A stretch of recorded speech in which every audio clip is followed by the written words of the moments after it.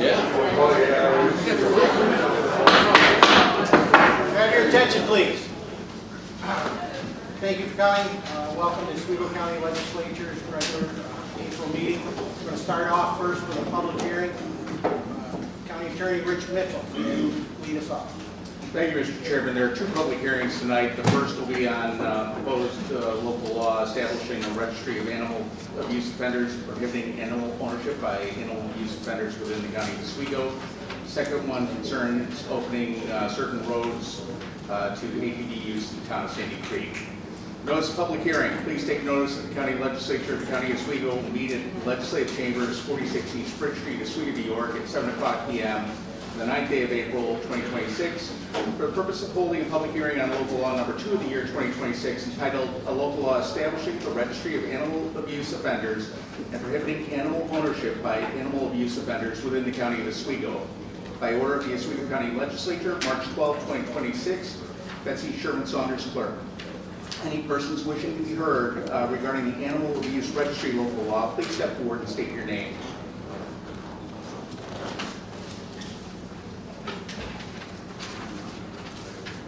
Thank you. Could we have Wendy Zer, pronounce it correctly?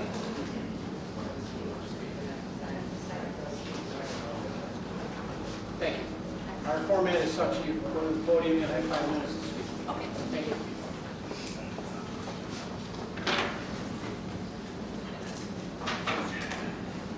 Good evening. My name is Wendy Shear. I am the Executive Director of Whispering Woods Wildlife Rescue and Rehabilitation. I also run a canine recovery program where I track, trap, and safely recover lost and abandoned dogs. And I now serve as the dog control for my township in Lewis County. Every role I hold puts me face to face with the same reality. Animals are suffering, not because help doesn't exist, but because systems fail them. I am the one out there setting traps at night for dogs that were dumped and left to fend for themselves. I'm the one taking in wildlife that has been poisoned, shot, hit, or displaced because of human actions. And now in dog control, I'm seeing firsthand how situations escalate because intervention didn't happen soon enough. Everything I do, every single piece of it, is trying to undo the harm that humans created. And that is exactly why I'm standing here tonight.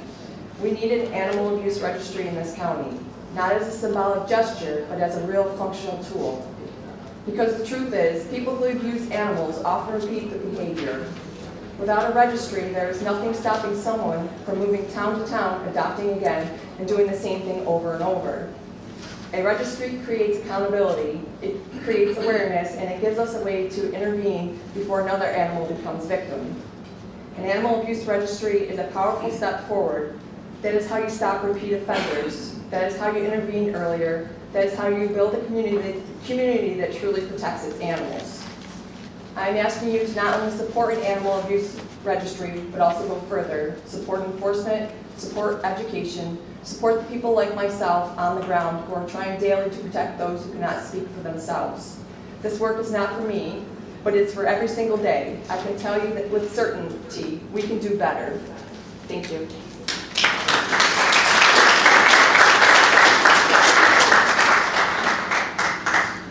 Thank you. Would Jim Cannon please come forward?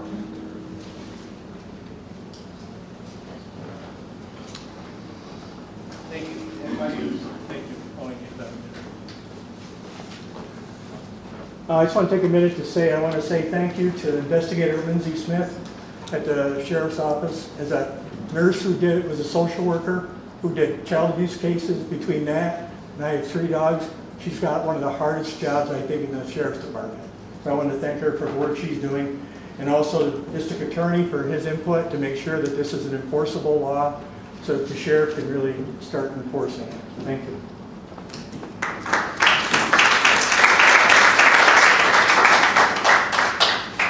Thank you. Would Melanie Thompson please come forward?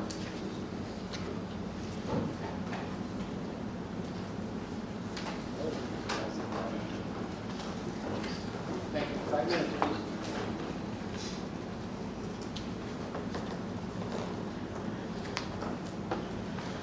My name is Melanie Harrington Thompson. I spent almost 30 years as a probation officer. And I've seen some of what Wendy has seen. I also did a brief period at social services. And in the news article, it mentioned that in a household where there's abuse, neglect of the animals, there's a high probability of that being done to the children. There's a lot of people who wanted this registry, who worked very hard to get it. I'm cautiously optimistic when we get it, that the judges are on board. And I briefly spoke to District Attorney DiMartino. He's on board. But if the case gets pled down to a non-registrable offense, the registry is useless. We can't keep pleading cases down. You need at least one to get them on the registry. I'm not saying it's gotta be a felony, but this constant plead it down, get it, it doesn't speed the court process up. I can assure you. I did a brief period of time as scribe court clerk to Judge Krause. There is no speed in courts. I didn't really come prepared to say anything. It's a last minute decision, but thank you. And the judges need education on this. They have no idea, probably most of them, what entails these laws, what they need education, just like the special DWI laws, they'll need extra education on this. Thank you.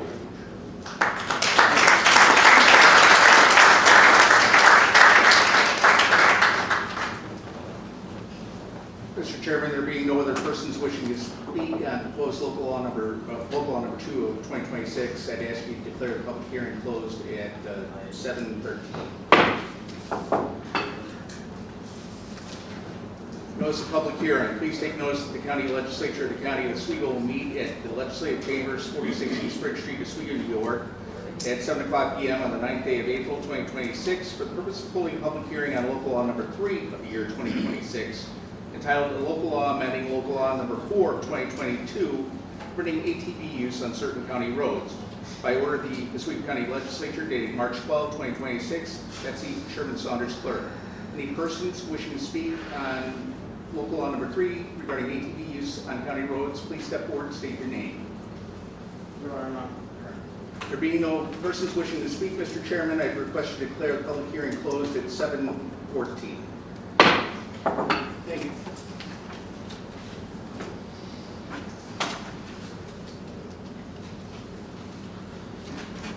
Thank you. At this time, I'd like to call the regular meeting to order. Would the clerk please call the roll? Michael Yurden. Present. Herbert Yurden. Here. Edward Gilson. Here. David Holst. Here. Roy Rehill. Here. John Martino. Here. Frank Lombardo. Here. Paul House. Here. James Weatherup. Here. Mary Ellen Chesbro. Here. Linda Lockwood. Here. Richard Klein. Patrick Twist has been marked excused. Stephen Walpole. Here. Lee Walker. Here. Christine Novak. Here. Dorothy Caldwell. Here. Robert Wilmot's been marked excused. Marie Shaw. Here. Paul Conley. Here. Noel Samuelson. Here. Joseph Bartolini. Here. Michael Soloway. Here. Gina Bartlett. Here. Brian Taylor. Here. Mr. Chairman, that's 23 present, 2 excused, 2 confirmed. Thank you. Would you also then lead us in the invocation?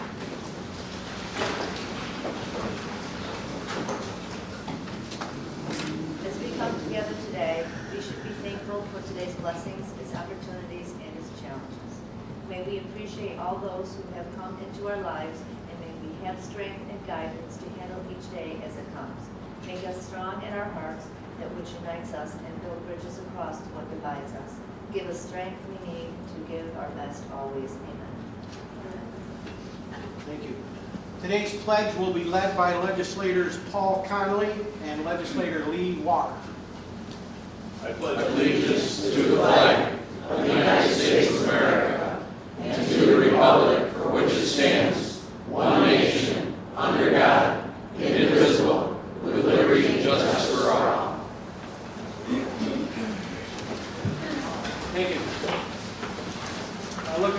motion to approve the minutes from the regular meeting on March 12th? So moved. Do we have a second? Second. Any discussion? All those in favor? Aye. Opposed?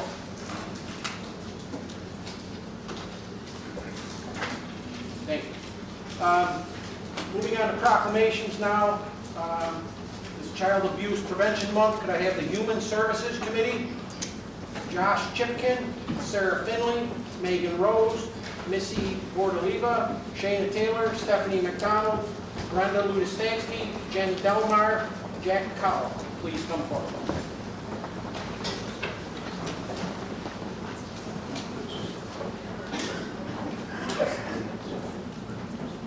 And the Human Services Committee.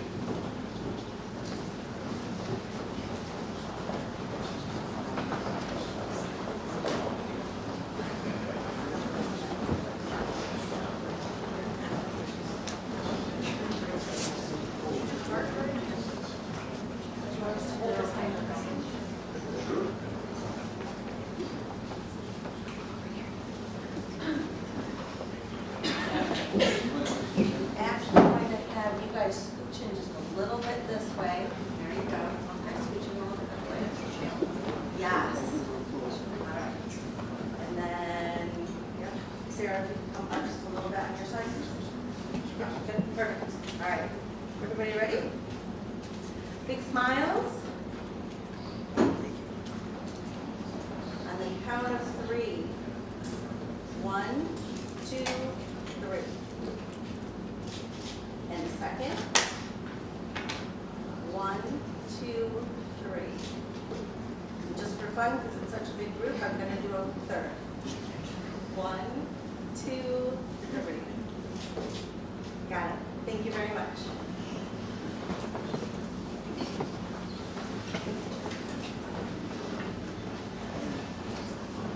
Okay, Oswego County Legislature is designating April 2026 Child Abuse Prevention Month. Whereas the community cares about child safety and well-being, child abuse and neglect is a very important concern for them. And whereas preventing child abuse and neglect is a community problem that depends on involvement of people throughout the community. And whereas child abuse and neglect not only directly harms children, but also increases the likelihood of long-term physical and mental health problems, alcohol and substance abuse, continued family violence, and criminal behavior. And whereas child maltreatment often occurs when people find themselves in stressful situations without community resources and don't know how to cope. And whereas the majority of child abuse cases stem from situations and conditions that are preventable in an engaged and supportive community. And whereas child abuse and neglect can be reduced by making sure each family has the support they need in raising their children in a safe, nurturing environment. And whereas effective child abuse prevention programs succeed because of partnerships created among social services agencies, schools, faith communities, civic organizations, law enforcement agencies, and the business community. Now therefore, I, James Wethrop, Chairman of the Oswego County Legislature, on behalf of the entire legislature and the people of Oswego County, do hereby proclaim April 2026 as Child Abuse Prevention Month, and call upon all citizens, community agencies, faith groups, medical facilities, and businesses to increase their participation in our efforts to support families, thereby preventing child abuse and strengthening communities in which we live. You're going to say something, right? I'm Megan Rose, I'm the Director of Protective Services at ESS. And as we recognize Child Abuse Prevention Month, I want to thank our staff and our community partners who work every day to support the children and strengthen families across the county. Prevention is truly a shared responsibility. These efforts could not be possible without their collaboration and commitment. We also extend our appreciation to the legislature for your continued support of this critical work in the families that we serve. Thank you.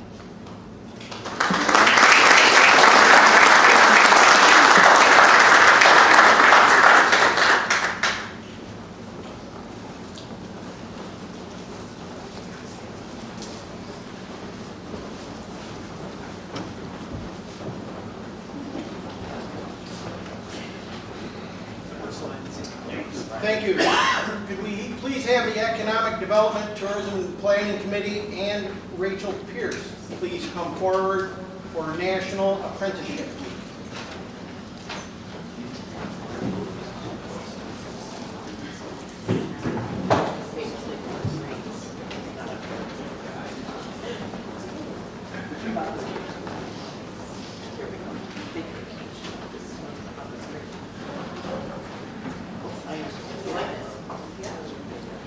Everybody switching just a little bit, please.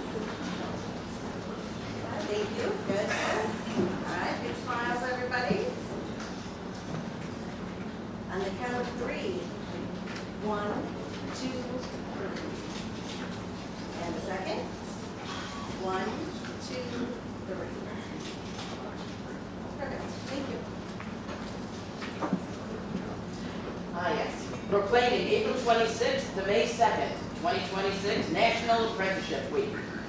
Whereas National Apprenticeship Week annually raises awareness of the vital role of registered apprenticeship provides in meeting critical industry workforce demands, registered apprenticeship programs develop the highly skilled workforce that employers need and create pathways for Americans to catapult into in-demand, high-paying careers.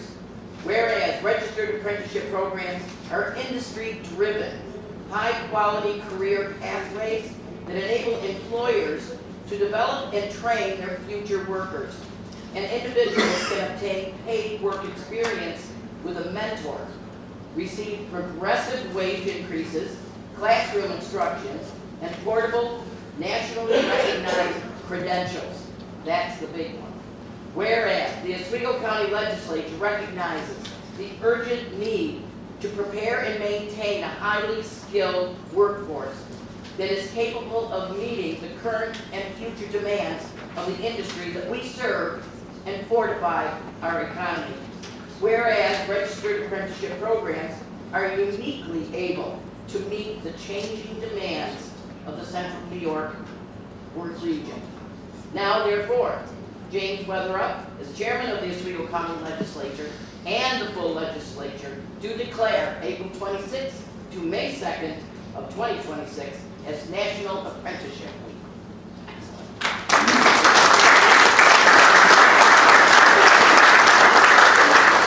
Thank you. Yes, thank you.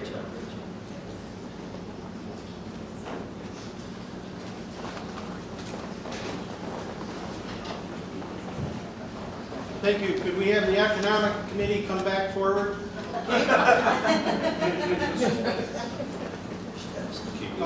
This is also Fair Housing Month. Could we have Tim Stahl, Donna Scanlon, and Marion Nair-Moore please come forward?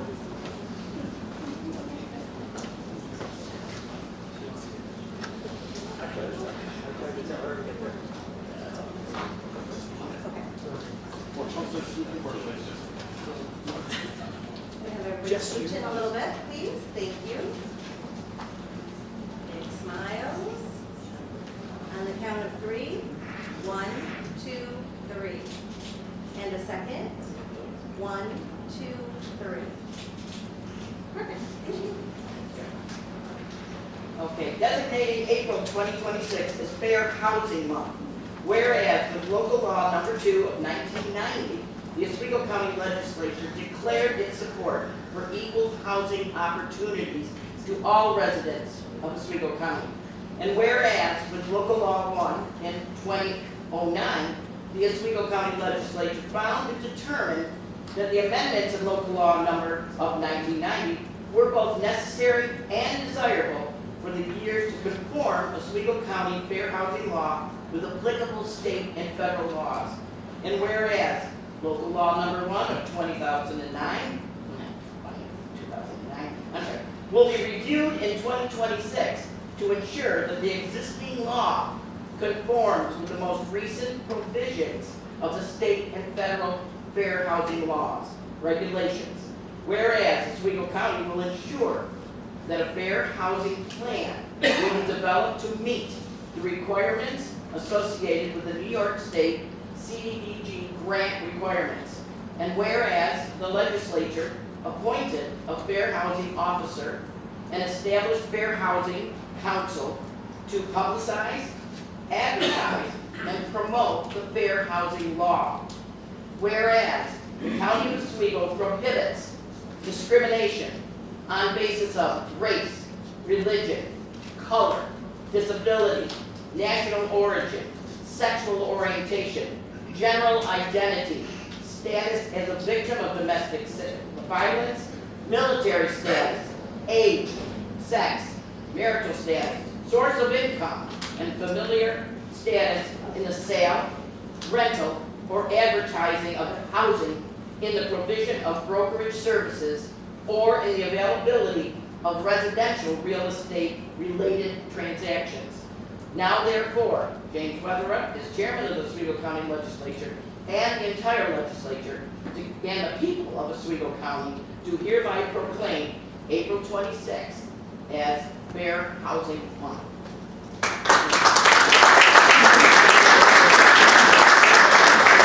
Well, thank you so much. Unfortunately, both Donna and Marion, Donna and Marion were not able to be here today, but they are both tireless supporters of fair housing in this county. And I really want to thank them for all the work that they put in. And Donna did prepare some words for me to speak, so I just want to read it quickly and we'll move on to go. So today we're celebrating April as Fair Housing Month. The Housing and Urban Development Act of '68 established the foundations for the Federal Fair Housing Act. And New York State has adopted its first fair housing law in 1951. Fair housing is the right to choose to be housed free from unlawful discrimination. Federal, state, and local fair housing laws protect people from discrimination in housing transactions, like we just talked about. And I want to give a couple examples of what our county has done, again, with their leadership and the legislatures. We have appointed myself as our fair housing officer. We have a fair housing strategy that's been approved by the New York State Housing Community Renewal. It includes reestablishing our Fair Housing Council, educational seminars for landlords and tenants and service providers. In fact, we just held one this week.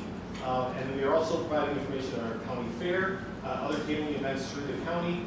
And if you, on the way out, if you would, you can see we have our coloring contest. If you've been around for a few years, you see this is something we do every year. We give those coloring sheets to all of our local school students. They color them, and then come on out back. We're going to have them displayed around here, and you can vote on who the winners are. We have a bunch of cool prizes for the kids. So again, as we welcome in spring, let's welcome in fair housing and the right to live free from housing discrimination. Thank you.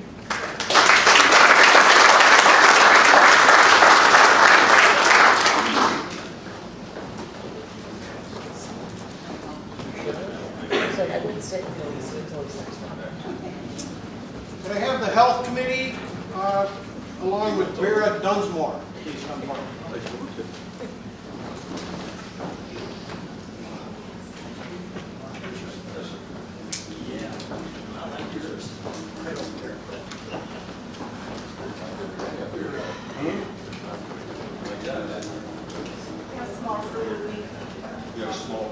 Yes. Some of my team members.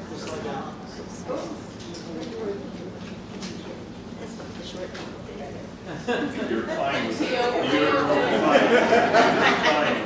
I'm actually going to ask you two ladies to stand over here on the side. We've got enough to where I can get all of you in a single line.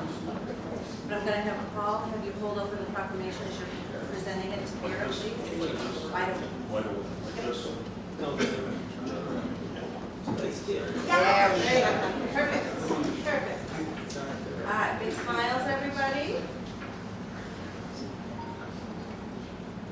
On the count of 3. 1, 2, 3. And a second. 1, 2, 3. Perfect. Thank you. National Public Health Week. Whereas the National Public Health Week, which occurs annually in the first full week of April, creates an ideal opportunity to recognize the contributions of public health to our society and highlight progress towards improving the health of our nation. And whereas public health organizations use the opportunity to educate public policymakers, health professionals, and the public on issues that are important to improving the health of all people. And whereas the work of public health has made significant strides in public health, including 1, decreased rates of adult obesity, thanks to more safe places for physical activity and better access to healthy foods. And 2, lower adult smoking rates due to comprehensive smoke-free policies and public awareness campaigns. And 3, fewer hospitalizations due to the falls among senior adults. Owning the outreach with community partners, providing seniors with information on how to stay safest in the homes and in the community. And whereas the theme of this year's recognition is Ready, Set, Action. Recognize how public health has improved our daily lives. Safeguard our families, expand our living spans, and strengthen our communities. This week is the chance to honor the public health workers that show up every day to promote good health for all. And now therefore I, James Weatherup, Chairman of the Seward County Legislature, and on behalf of the entire legislature, do hereby declare April 6th through 12th, 26 as National Public Health Week.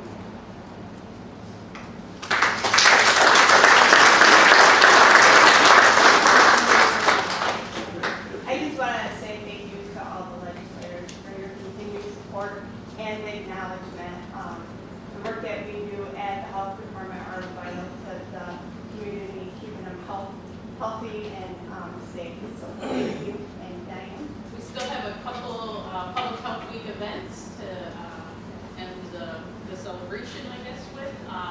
Tomorrow, we are partnering with the art scene in Fulton to host, I think it's our 3rd mental health art show. I think we had over 50 submissions, including a quilt and poems and paintings. So that's open to the public from 4:30 to 7 tomorrow night. And on April 18th, we're partnering with the Oswego YMCA to host a Healthy Kids Day. We're bringing in a lot of community partners to have some fun educational activities geared to kids and healthy families. So again, open to the public. Thank you.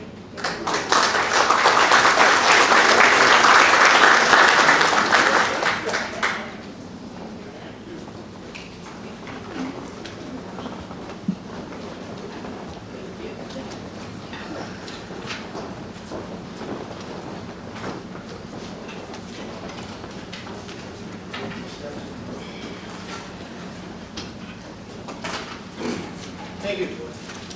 Moving on now quickly to reports of county officials. Legislator Martino. Yes, thank you, Mr. Chairman. As a majority leader and chairman of finance and personnel, I've had numerous discussions about affordability with constituents throughout the county. I wanted to make note that in the next finance and personnel committee meeting, we will be discussing the tax cap on fuel over $4 a gallon, same as we did back in 2022. Just wanted to make note of that. Thank you. Reports of standing committees. Reports of special committees. Legislator Chesbro. Yes, just spring is here, and the Oswego County Tourism has been collecting a lot of issues that are going on, not issues, but events that are going on throughout Oswego County. And I welcome people to please pick some of these up. And it is not just the birds that are out there singing. We've got a full-blown concert series go on. We have individuals with barbershop quartets. And as of May 1, the racing season begins. And Fulton Speedway, as well as Brewerton Speedway, will begin their Friday and Saturday night drives. Thank you. Thank you. Along with Oswego Speedway. Yes, Oswego Speedway as well. Thank you. Public speakers on resolutions of the day. Legislator Martino.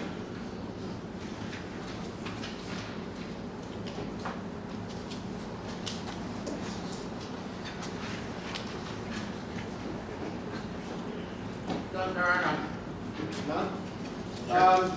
Any introduction to visitors? We do know we have a village trustee from the Village of Central Square in the back, Mr. Ken Sherman. Thanks for coming. Let's see, necessarily any others? Thank you. Moving to resolutions. Resolutions and motions, Legislator Holtz, resolution GC 1, 2, and 3, I believe. Right. Move those as a block. Thank you. The motion to move as a block. Do we have a second? Second. Any discussion? All those in favor? Aye. Opposed? Mr. Chairman, that's 23 in favor, 0 opposed, and 2 excused. Move to block. Thank you. Resolution PS1 by legislator Conley. Mr. Chairman, I offer this resolution and urge its adoption. Will the clerk please read the heading? Resolution authorizing the execution of a New York Alert Use Agreement with the New York Office of Information Technology Services. Okay, what this is we presently use Everbridge Emergency Alert, and we're looking to use this New York State Information Technology Services. An agreement allow the county to use the Everbridge Emergency System at no cost. The system is basically notification of group situations, emergency operations centers, activation emergency qualification, notifications to county employees, and serve as a backup method. Thank you, and I believe we need to amend. No, we don't. Thank you. Any discussion? All those in favor? Aye. Opposed? Mr. Chairman, that's 23 in favor, 0 opposed, and 2 excused. Thank you. Resolution PS2 by legislator Conley. Mr. Chairman, I offer this resolution and urge its adoption. Will the clerk please read the heading? Resolution authorizing the transfer of certain surplus equipment to Hastings Volunteer Fire Department. Okay, what this is it's a pass-through through Hastings, to get rid of the stuff that we no longer use. Any discussion? All those in favor? Aye. Opposed? Mr. Chairman, that's 23 in favor, 0 opposed, and 2 excused. Thank you. Moving to resolution PS3 by legislator Conley. Mr. Chairman, I offer this resolution and urge its adoption. Will the clerk please read the heading? Resolution authorizing the creation of 1 temporary full-time position in E911 department. What this is going to be is we're looking to have someone shadow somebody that's going to be retiring, and that we get this through, we can get them into the class this week so that she'll be ready to go when that person retires. Thank you. Any discussion? All those in favor? Aye. Opposed? Mr. Chairman, that's 23 in favor, 0 opposed, and 2 excused. Thank you. Resolution PS4 by legislator Conley. Mr. Chairman, I offer this resolution and urge its adoption. Will the clerk please read the heading? Resolution authorizing transfer of administration and budget of drone coordinator program from emergency management to E911. Mr. Chairman, we need to amend this resolution. We need to change a budget line, A3020.52200 to A3021.542200, and budget line A3150.542200 to A3110.542200, all within the Sheriff's Department. Second. Thank you. So we have a second on the amendment. Any discussion on the amendment? All those in favor? Aye. Opposed? Mr. Chairman, that's 23 in favor, 0 opposed, and 2 excused on the amendment. Thank you. Back to the original resolution as amended. Any discussion? All those in favor? Aye. Opposed? Mr. Chairman, that's 23 in favor, 0 opposed, and 2 excused. Thank you. Resolution PS5 by legislator Conley. Mr. Chairman, I offer this resolution and urge its adoption. Will the clerk please read the heading? Resolution authorizing budgetary modification, Sheriff's Office, transfer from Insurance Recovery, Treasurer's Office to Automotive Equipment Road Division. This is moving money, about $48,000 for a vehicle accident, to purchase a new vehicle from insurance. Thank you. Any discussion? All those in favor? Aye. Opposed? Mr. Chairman, that's 23 in favor, 0 opposed, and 2 excused. Thank you. Resolution PS6 by legislator Conley. Mr. Chairman, I offer this resolution and urge its adoption. Will the clerk please read the heading? Resolution adopting County of Oswego Local Law Number 2 of 2026, entitled A Local Law Establishing a Registry of Animal Abuse Offenders and Prohibiting Animal Ownership by Animal Abuse Offenders within the County of Oswego. Okay, what this is we're trying to make a local law to have people put on an animal registry if they abuse a dog or any animal. To give some law to the Sheriff's Department and anyone that deals with it. Right, this is, for clarity for everyone, this is what the public hearing was about earlier. Any discussion? Legislator Shaw. Mr. Chairman, I love this as being recognized. But having worked with animals for the better part of my life and been on so many calls and even transported large animals for the New York State troopers, it is very difficult to enforce abuse. And my concern is, will law enforcement be trained to recognize grades of starvation? We have been told time and time again, even if I have a vet with me, they have food, they have water, they have a run-in shelter, they're okay. And they're not okay. And there's 5 grades of starvation. They should be made aware of how to recognize this, because some of the abuse is very hard to pick out unless it's gross abuse. So I do hope that we bring professionals in to train the deputies and show them that not just a bucket of water is okay, because it's not. But thank you for this, and Yeah, I'm so understood. glad it's being recognized. Understood, there was a deputy in the sheriff department was here last month and spoke. But you need the whole group. Yeah, absolutely, we'll share your concern with the sheriff's department. Any other, Legislator Gilson? Thank you, Mr. Chairman. I'd like to commend those that worked hard on this long overdue local law. I think the minority leader makes a great point. I know the sheriff has commented strongly to support this, and I believe this will give us the platform, and I hope they use this platform to train those in. Thank you. Thank you. Legislator Walker? Thank you, Mr. Chairman. I'm a member of the committee, and I'd like to thank everybody on the committee and all the department heads for working very hard, diligently with it. I'd like to thank the chairman, and everybody worked hard on it, and I think it's a good step forward. Thank you. Any other discussion?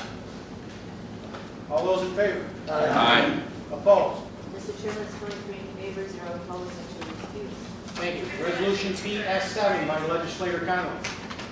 Mr. Chairman, I offer this resolution in urgent adoption. Will the clerk please read the heading? Resolution authorizing the reclassification of 2 positions in the district attorney's office. This is to reclassify 2 positions from a grade 3 to a grade 5. One is an empty position, the other one is a grade 3, and we need to upgrade her to a grade 5 in the district attorney's office. Thank you. Any discussion? All those in favor? Aye. Opposed? Mr. Chairman, that's 23 in favor, 0 opposed, and 2 excused. Thank you. Moving to Human Services, Legislator Soloway with Resolution HS1. Thank you, Mr. Chairman. I offer this resolution and encourage its adoption. Will the clerk please read the heading?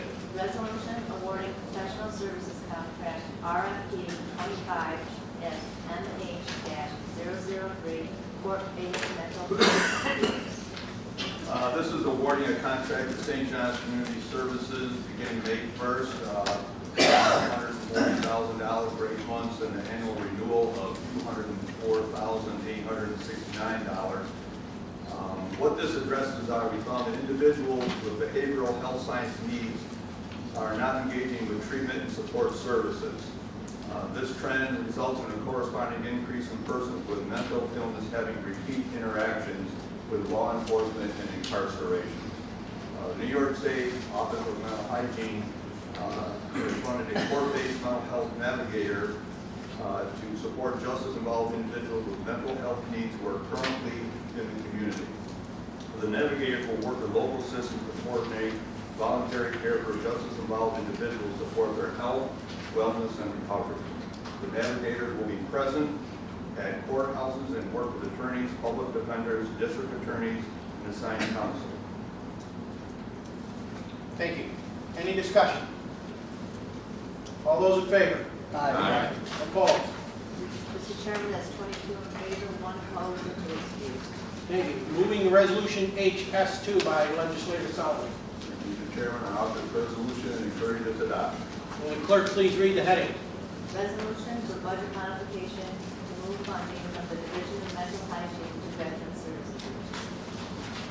The purpose of this modification is to fund the wire program costs and the salary for the principal, tutor, mentor position we approved in January. The modification will allow the immediate hiring of a qualified individual to run the new Oswego County Silver Peak Wire program. This program will provide a dedicated individual who can focus on establishing and running the wire program, and the funding to provide better support for our community veterans. Thank you. Any discussion? All those in favor? Aye. Opposed? Mr. Chairman, that's 23 in favor, 0 opposed, and 2 abstentions. Thank you. Moving to resolution HS3 by legislator Solomon. Mr. Chairman, I offer this resolution and encourage its adoption. Will the clerk please read the heading? Resolution authorizing acceptance of rental supplement program funds and approving a budget modification for the Department of Social Services.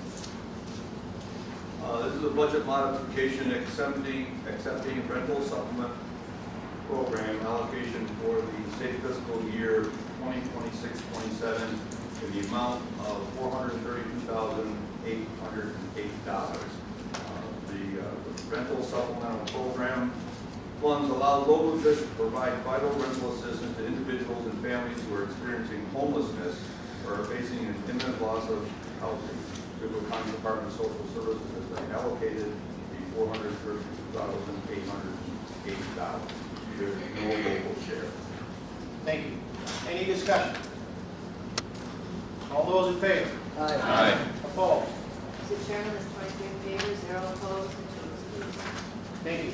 Moving to economic development, resolution EP1 by legislator Chesbro. Yes, Mr. Chairman, I offer this resolution and urge its adoption. Will the clerk please read the heading? Resolution appointing members to the Oswego County Soil and Water Conservation District Board of Directors. Yes, this is an annual thing where we have to reappoint, and this year it would be Linda Lockwood, Mary Ellen Chesbro, Jeff Richards. Linda and I both will have to recuse ourselves from the soil and water, from voting. Abstain. Yes, understood. Any discussion? All those in favor? Aye. Opposed? Mr. Chairman, that's 21 in favor, 0 opposed, 2 excused, and 2 abstained. Thank you. Resolution EP2 by legislator Chesbro. Yes, Mr. Chairman, I offer this resolution and urge its adoption. Will the clerk please read the heading? Resolution authorizing budgetary modification in Department of Workforce Development, acceptance of funds for Oswego Village. Yes, Mr. Chairman, what this is to accept $3,408 for Workforce Development Institution, and is for helping disadvantaged communities to get union trade apprentices that will give them, and I emphasize, family-sustaining wages. One of our better ones that we could be able to do is to get it there, accepted wages, yes. Thank you. Any discussion? All those in favor? Aye. Opposed? Mr. Chairman, that's 23 in favor, 0 opposed, and 2 excused. Thank you. Moving to resolution EP3 by legislator Chesbro. Yes, Mr. Chairman, I offer this resolution and urge its adoption. Will the clerk please read the heading? Resolution authorizing budgetary modification, Department of Workforce Development for continued operations. Yes, Mr. Chairman, what this is we're just shifting $40,000 within workforce. And what it is, it's to accommodate the needs of the job seekers for the youth paid work experience. It is simply moving around. We have a lot of youth that are applying, and we're able to help them out. And this is shifting the money in order to pay them. Thank you. Any discussion? All those in favor? Aye. Opposed? Mr. Chairman, that's 23 in favor, 0 opposed, and 2 excused. Thank you. Resolution EP4 by legislator Chesbro. Mr. Chairman, I offer this resolution and urge its adoption. Will the clerk please read the heading? Resolution authorizing the acceptance of capital 5311 contract award number C006029 and establishing capital project CP number 0126 in the Office of Mobility Management. Yes, Mr. Chairman, what this is money that we annually receive, and this year we are accepting $1,223,740 for Capital 5311 contract. And what this is this is for mobility management, but in order to do that, we need to set up a capital project in order to purchase buses. And this is 80% paid by federal, 10% by state. and the other 10% by county, but mobility management has enough from another source, so actually nothing comes out of our budget. Thank you. Any discussion? All those in favor? Aye. Opposed? Chairman, that's 23 in favor, 0 opposed, and 2 excused. Thank you. Resolution EP5 by legislator Jethro. Yes, Mr. Chairman, I offer this resolution and urge its adoption. Will the clerk please read the heading?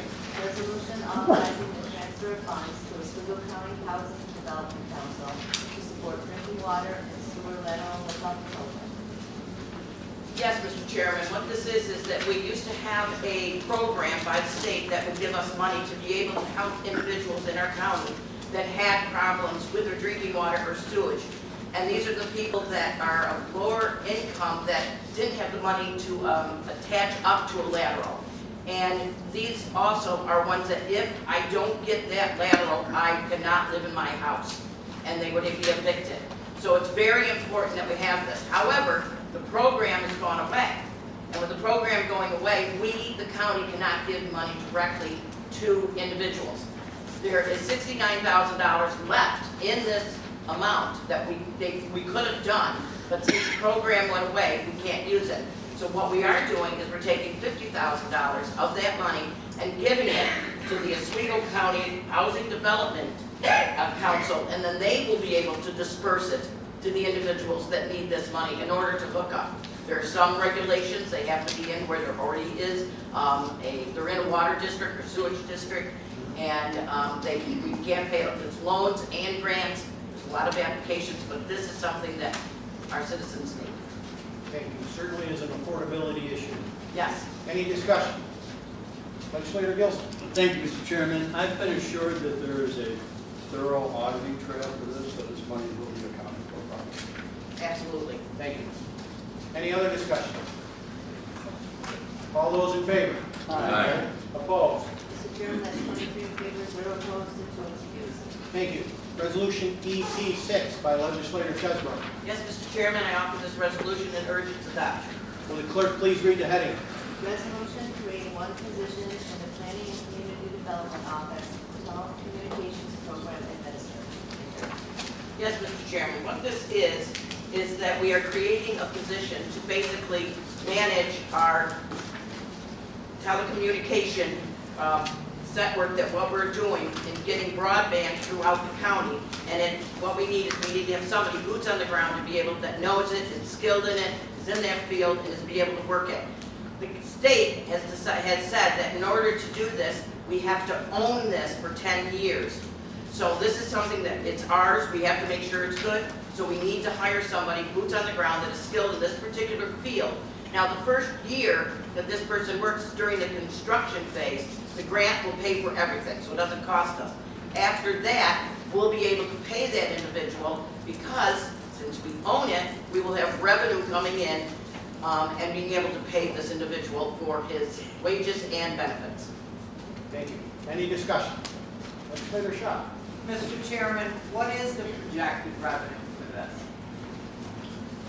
I don't know, Legislator Stahl, do we have a figure on that? Or legislator, excellent. Yes, I mean, I can speak that we are in the process of putting together what that ultimately will look like. Just a quick summary. So in a bundle of broadband cables, there's 128 lines that run through it. This project will only be using about half of that. So the county will own, kind of speak about broadband highway assets that can be used and rented, sold, not sold, but rented out for people's use. The expectation from the experts that we brought in, and we have a gentleman who used to run the DANK broadband network as our consultant.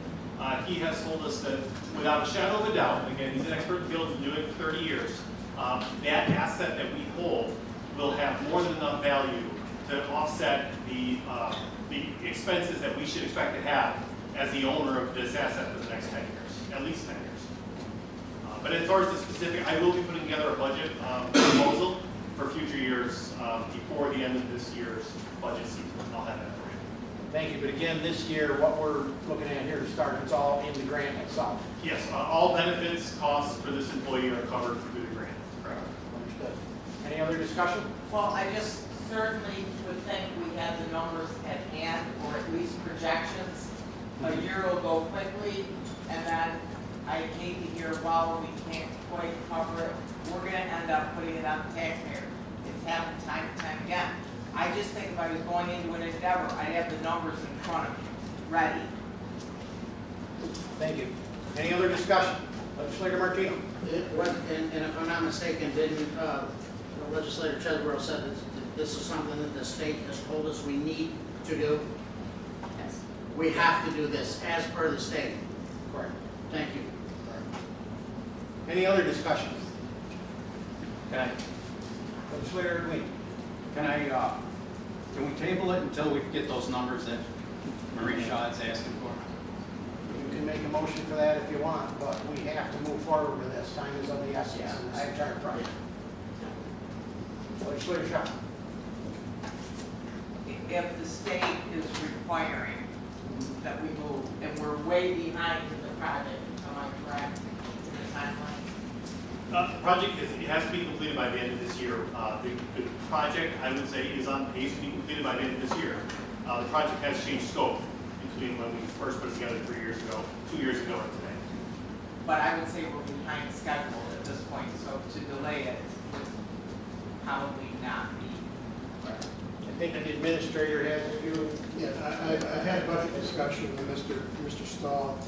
The chairman's right, this initial part is covered by the grant, but I've asked Mr. Stahl to have the budget estimates to me by August at the beginning, which is the beginning of our submissions for the county's 2027 budget. So we will have numbers by August for that we can share, initial numbers anyway, as we go into the development of the 27 budget.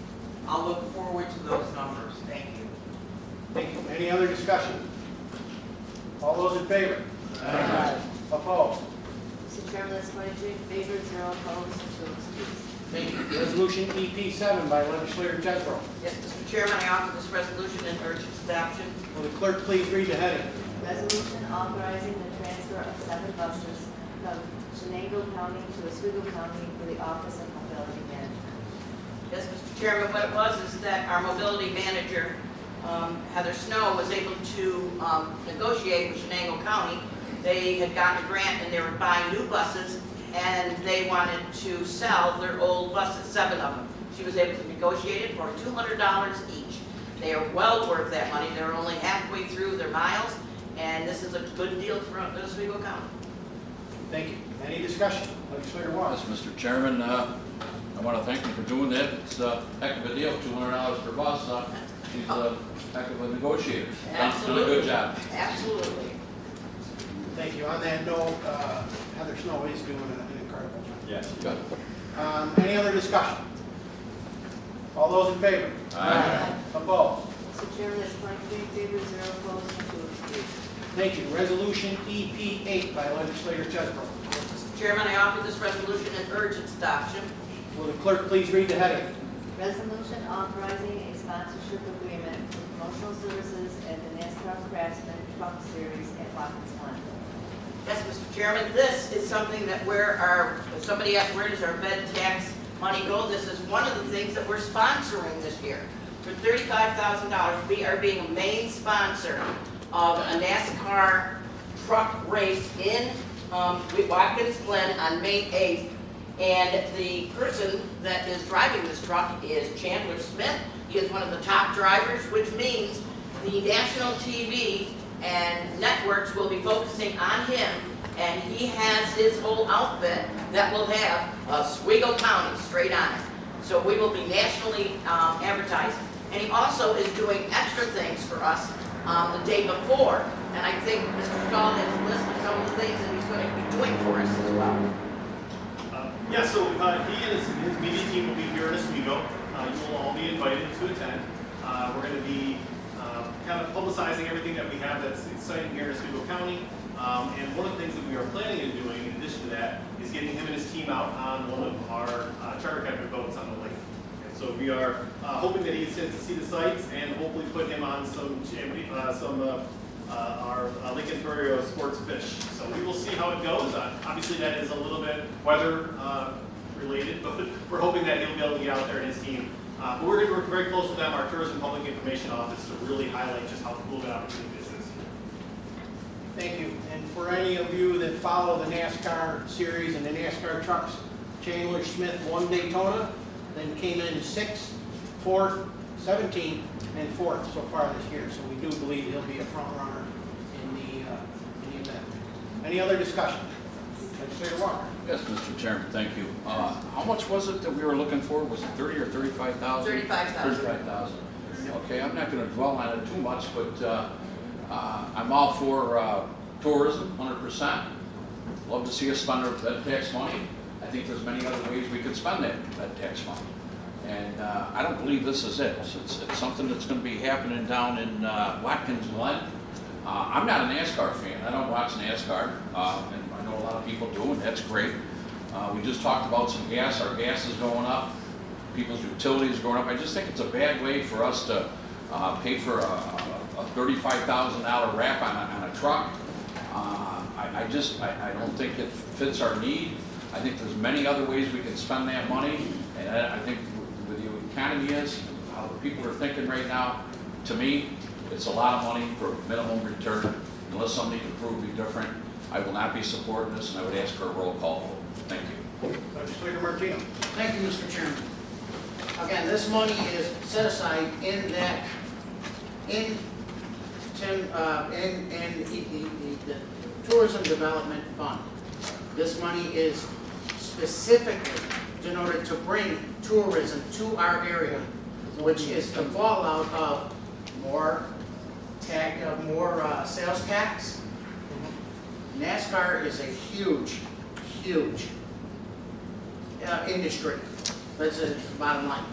You're going to have national coverage that's going to tell people all over the United States, hey, I better check that out. They got fish on there. Oswego County. Let's find out where they are. Let's go there. This is what this is about. This money has been in his account specifically to do these types of things, to continue to bring more people into our county, to show them what we have across the board. Thank you. Thank you. And it is a point that it is vet tax money, not necessarily property tax money. Correct. This is money that has come from the tourism and planning department. Yes. Legislator Irving. So I might be mistaken, but last month we had a resolution for the Child Advocate Center that didn't move forward. That was like $40,000. That's not related to this, I don't. No, but I mean, that's where that money could be spent. And you can't take No, tourism you dollars and go to child advocacy. It's not related. These funds collected can only be used for tourism, marketing, promotion, and what it is with this, it's repetition, Oswego County. That's what we're looking for. Legislator Walker. So we can spend the money, it has to be spent from the vet tax, it needs to be spent on tourism. Only, just gentlemen. Yes. And so if we can take that money and can we spread it out over something else besides, and get more bang for our buck instead of $35,000 and not just shrink wrap a car for one races or other things that we can spend that money on in tourism, whether it's, flyers or, internet, social media.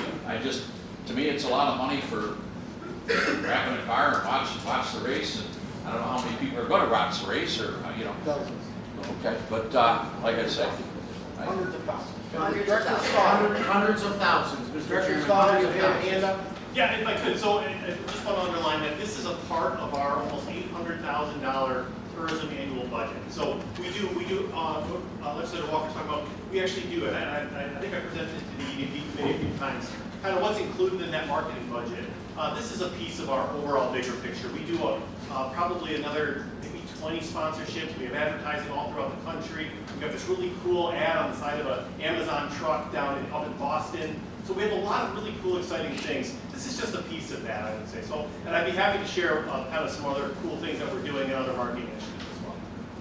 Thank you. Legislator Walker. yes, I was just going to say that, can you share some other numbers where we've spent more money than the $35,000 on tourism, and can you give me some Yeah, facts and figures? absolutely. So last year we did the Viewpoint program with Dennis Quaid. It was kind of, again, a nationwide promotion. They highlighted, they came here, they did some video shoots in Oswego County.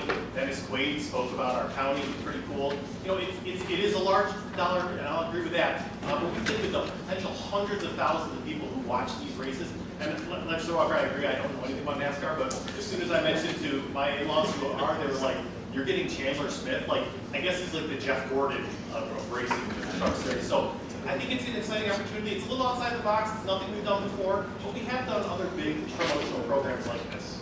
And have we spent more than that on one item? The Viewpoint program, I think, was 49,000. I thank you, Mr. Chairman. I think that he's answered my questions and satisfactory. Thank you. Thank you. Legislator Reed. Hey, Mr. Stahl, isn't the car going to be here for a while too? Well, we wanted it to. Unfortunately, because of the day of the race, it will not be able to get here. But he's coming and his team's coming. Steve's coming. And we're going to have some really cool swag with our logos on it, too. Legislator Martine. I do believe after the race, we are getting the fire suit. Yes, after the race, the fire suit will be supplied to us for display here in our hometown. Thank you. Legislator Shaw. Will any Democrats be allowed on the boat? On the boat?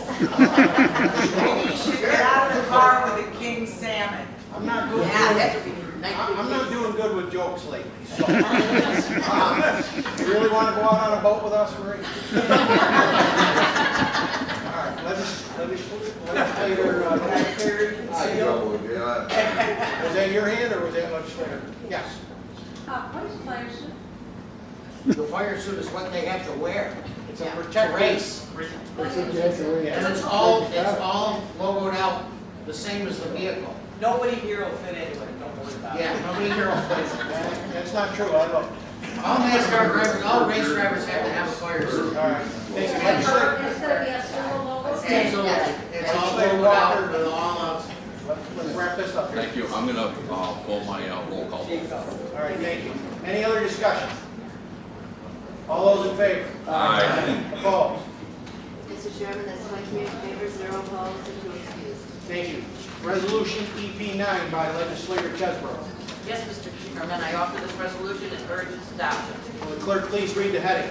Resolution authorizing contract for immediate emergency channel dredging at Sandy Pond. Yes, Mr. Chairman, and legislator,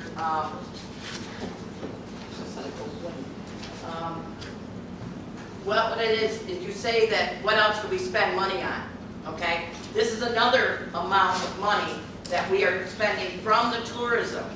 And what it is that this reaches out to, it's not just tourism, recreation, but it's environment and it's safety. And what it is you have an emergency channel that is a sandy pond that goes into the lake.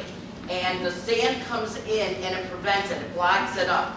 Now, Sandy Pond itself and the people up there, they have raised unbelievable amount of money in trying, and they dredge it every year. And they've already dredged out 5,000 cubic yards, but they needed more. And so we went ahead and we said, no, we will put it forth out of our tourism money that is from bed tax to be able to dredge this. Now, this allows any of the people living on the Sandy Pond or other people to come in. And if we didn't and it got blocked off, the water becomes, you got the blue-green algae that goes in there. It's very unhealthy for swimming, for boating, and if it gets plugged, even more importantly, our emergency vehicles on boats cannot go through the channel to get out into the lake. So this is another, and it's, I believe, $35,000 that we're spending on the dredging. And it needs to be amended because in the resolution, it does state cubic feet, and it should be cubic yards. Thank you. A motion, Second. we have a second motion made and seconded to amend it to refer to cubic yards instead of cubic feet. Any discussion on the amendment? All those in favor? Aye. Opposed? Mr. Chairman, that's 23 in favor, 0 opposed, and 2 excused. Thank you. Then back to the original resolution as amended. Any discussion? Legislator Gilson. Thank you, Mr. Chairman. For anybody that hasn't partaken summer enjoyment at Sandy Pond, I urge you to. There's a, well known by some people, it's called the Voters Beach on the lakeside. Go down there on a nice weekend, and there's literally hundreds of boats, area boats, Oswego, Sackus Harbor, Watertown area. It's a huge attraction.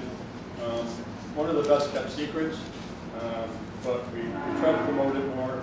It helps the establishments around the pond, the restaurants, and bars. So it's using money from the bed tax properly, and it is a huge tourist attraction. So I highly urge everybody to get behind this.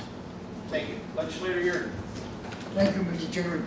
Then one other thing I think is important is that the local Sandy Creek Park Company is a boat rescue for the lake. That's the only place we can get out. That's the only place you can get out the North Pond into the lake to rescue. So it's also a safety issue. So it's in my district too. Thank you. Any other discussion? All those in favor? Aye. Opposed? Mr. Chairman, that's 22 in favor, 0 opposed, and 2 abstentions. Thank you. I understand, Legislator Chesbro, you have a family and medical Yes, situation. I need to, thank you. Thank you. Moving now to the Health Committee, Legislator House. Moving the resolutions as a block. Yes. There you go. Do we have any, do we have a second? Second. It's Resolution HE1, HE2, and HE3. Again, any discussion? All those in favor? Aye. Opposed? Mr. Chairman, that's 22 in favor, 0 opposed, and 3 abstentions. Thank you. Resolution IT1 by Legislator Walpole. Thank you, Mr. Chairman. I offer the following resolution and recommend its adoption. Will the clerk please read the heading? Resolution authorizing expenditure from Highway and Automotive Equipment Reserve number 146. Yes, Mr. Chairman, this is in the amount of $191,200. This is for the purchase of 4 new pickup trucks. It's all part of their annual turnover as we go through and keep the equipment updated for 5 years. Yes. Thank you. Any other discussion? All those in favor? Aye. Opposed? Mr. Chairman, that's 22 in favor, 0 opposed, and 3 abstentions. Thank you. Resolution IT2 by Legislator Walpole. Thank you, Mr. Chairman. I offer the following resolution and recommend its adoption. Will the clerk please read the heading? Resolution amending capital project number E0125, Oswego County Airport, purchase a new front-end loader block.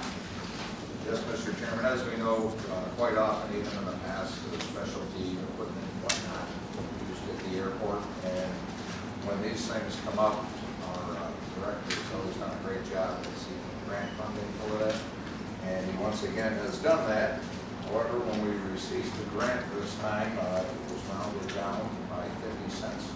So we need to amend it to reflect that. Thank you. Any discussion? All those in favor? Aye. Opposed? Mr. Chairman, that's 22 in favor, 0 opposed, and 3 abstentions. Thank you. Resolution IT3 by Legislator Walpole. Thank you, Mr. Chairman. I offer the following resolution and recommend its adoption. Will the clerk please read the heading? Resolution authorizing the execution of amended grant offer at the Oswego County Airport. Is as written, this is executing the amended grant. Thank you. Any discussion?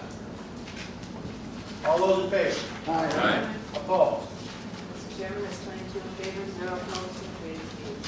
Thank you. Resolution IT4 by Legislator Walpole. Thank you, Mr. Chairman. I offer the following resolution and recommend its adoption. Will the clerk please read the heading? Resolution adopting County of Oswego local law number 3 of 2026 entitled A Local Law Amending Local Law number 4 of 2022 permitting ATV use on certain county roads. Yes, Mr. Chairman, this is following suit of public hearing earlier. This is following suit. Is there anything? Speak up. Sit down and speak into your mic. I will ask. Thank you. This is following up on the earlier public hearing. Right.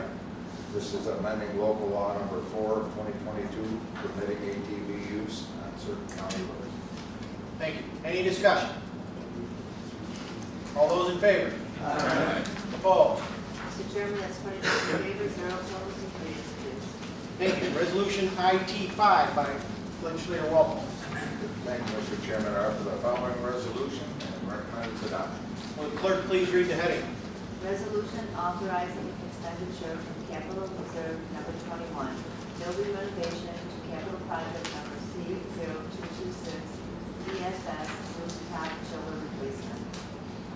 As stated, it's replacing the rooftop chiller at the DSS building. This is in the amount of $210,000. Thank you. Any discussion? All those in favor? Aye. Opposed? Mr. Chairman, that's 22 in favor, 0 opposed, and 3 excused. Thank you. Resolution IT-6 by legislator Walpole. Thank you, Mr. Chairman. I offer the following resolution and recommend its adoption. Will the clerk please read the heading? Resolution increasing authorization of capital project number C0225, LOB rooftop chiller replacement. Well, similar to the one above, only this one here is in the legislative office building right here, and that is the amount of $183,500. Thank you. Any discussion? Legislator Walker. Yes, sir. Can you find who's doing the project, and is it the same contractor doing both roads? Honestly, it might be in the packet.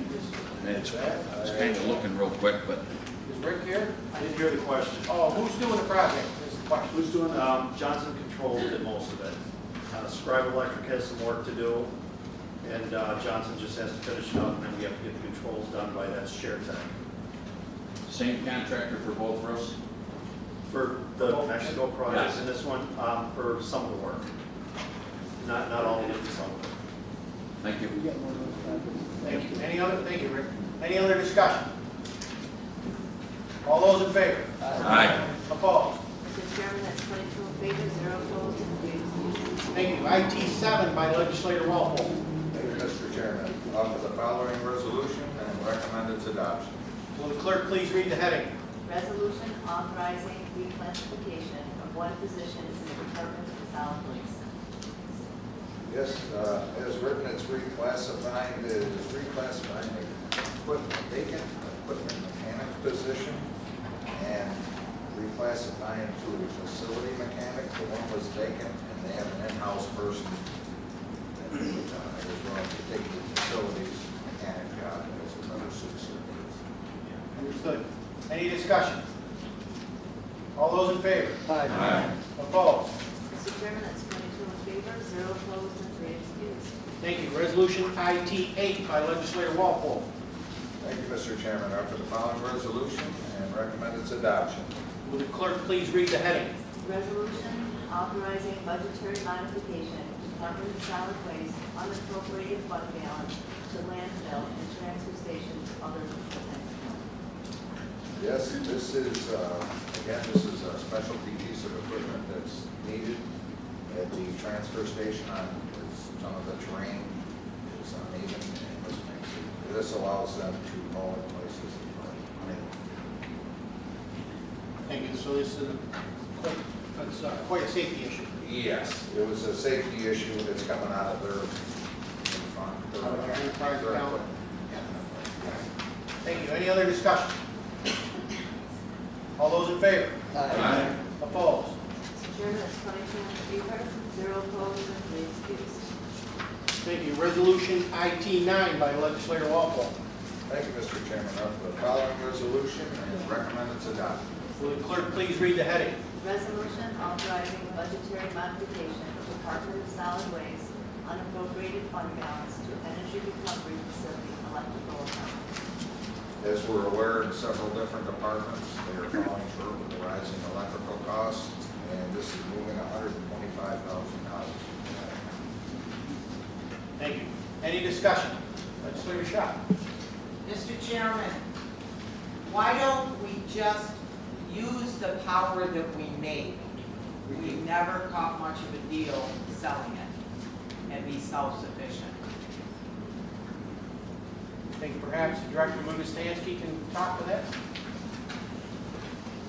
We also sell steam to next door, so it's a balanced generating power versus what we sell with steam. And when we're down on one train for maintenance, the steam comes first.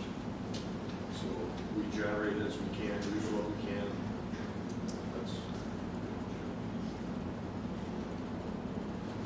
It just seems like we can make it up and be self-sufficient. If I don't sell steam to next door. Could we wait out the money? I'm working through that. With the electrical rates raising issue, in a normal year, this isn't an issue with the rates increasing the way they have. I think with AI, you're not gonna see it go in reverse. Unfortunately. Thank you. Any other discussion? All those in favor? Aye. Opposed? Mr. Chairman, that's 22 in favor, 0 opposed, and 3 excused. Thank you. Resolution IT 10 by Legislator Walpole. Yes, Mr. Chairman, I offer the following resolution and recommend its adoption. Will the clerk please read the heading? Resolution authorizing contract modification amount energy recovery facility engineering feasibility study. This is, we're all aware of the feasibility study that's been going on there. Some things added under the change of the scope, and the cost of it went up by $19,441, but it was still within the budgeted $1,000. Understood. Any discussion? All those in favor? Aye. Opposed? Mr. Chairman, that's 22 in favor, 0 opposed, and 3 excused. Thank you. Thank you. Thank you. Moving to Finance Personnel, Legislator Martino with Resolution FP1. Thank you, Mr. Chairman. I offer this resolution and urge its adoption. Will the clerk please read the heading? Resolution fixing time and place for a public hearing relative to proposed County of Oswego local law number 4 of 2026 entitled, "A Local Law Proposing an Occupancy Tax Upon Short-Term Rental Units Within the County of Oswego." Exactly what it says, setting the public hearing on the 14th day of May, 2026, 2 o'clock in this building, in this chambers.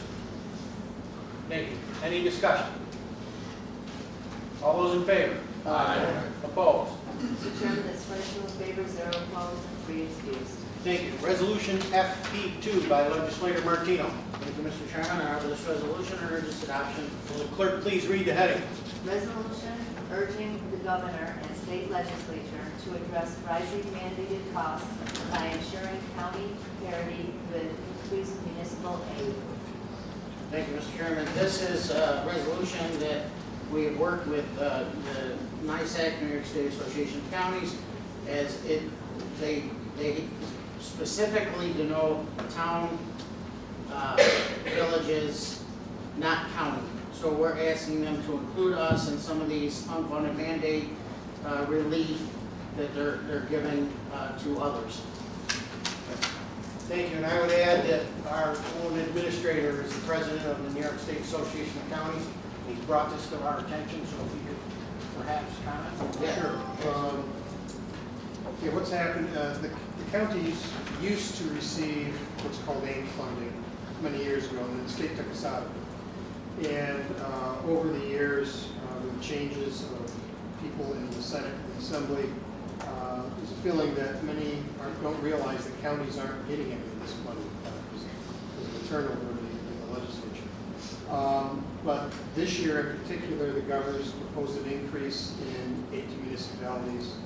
The Senate has increased her proposal by another $302 million to increase aid to towns, villages, and cities. And the Assembly has gone as high as proposing an additional $1.5 billion to towns, villages, and cities, which is good for them, but it leaves us out completely. But we're the level of government that bears the burden of all the state mandates that they have to pay for.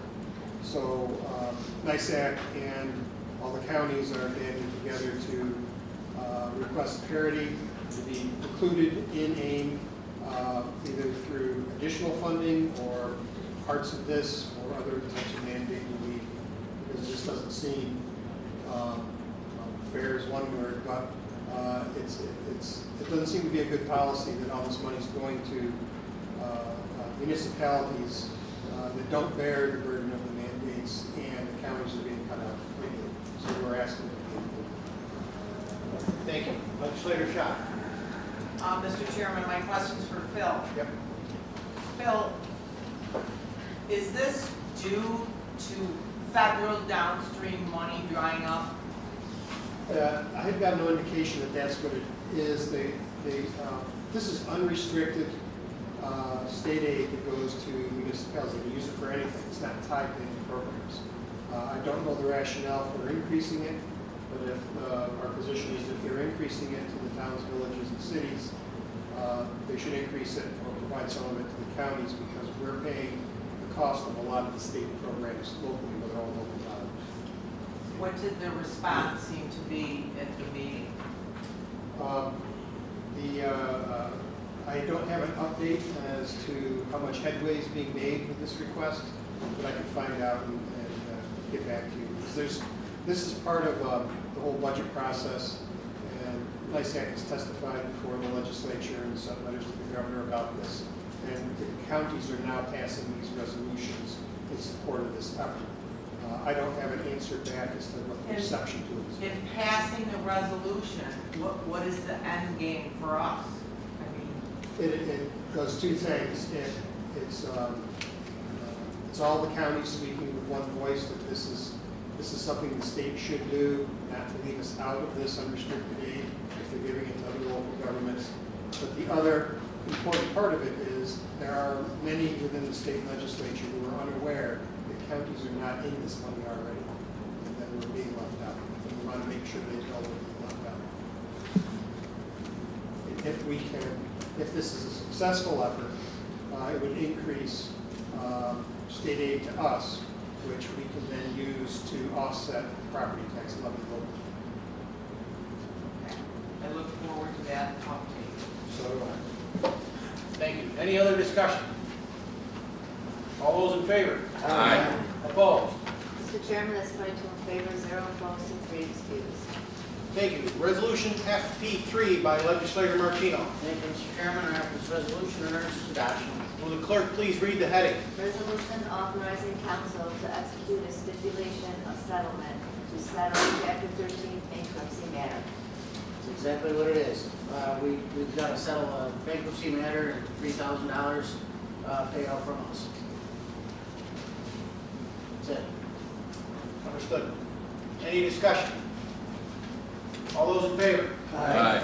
Opposed? Mr. Chairman, that's 22 in favor, 0 opposed, and 3 excused.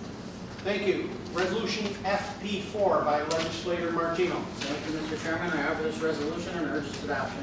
Will the clerk please read the heading? Resolution authorizing the Oswego County Chairman of Legislature to apply for, accept, and expend grant funds from the Northern Borders Regional Commission.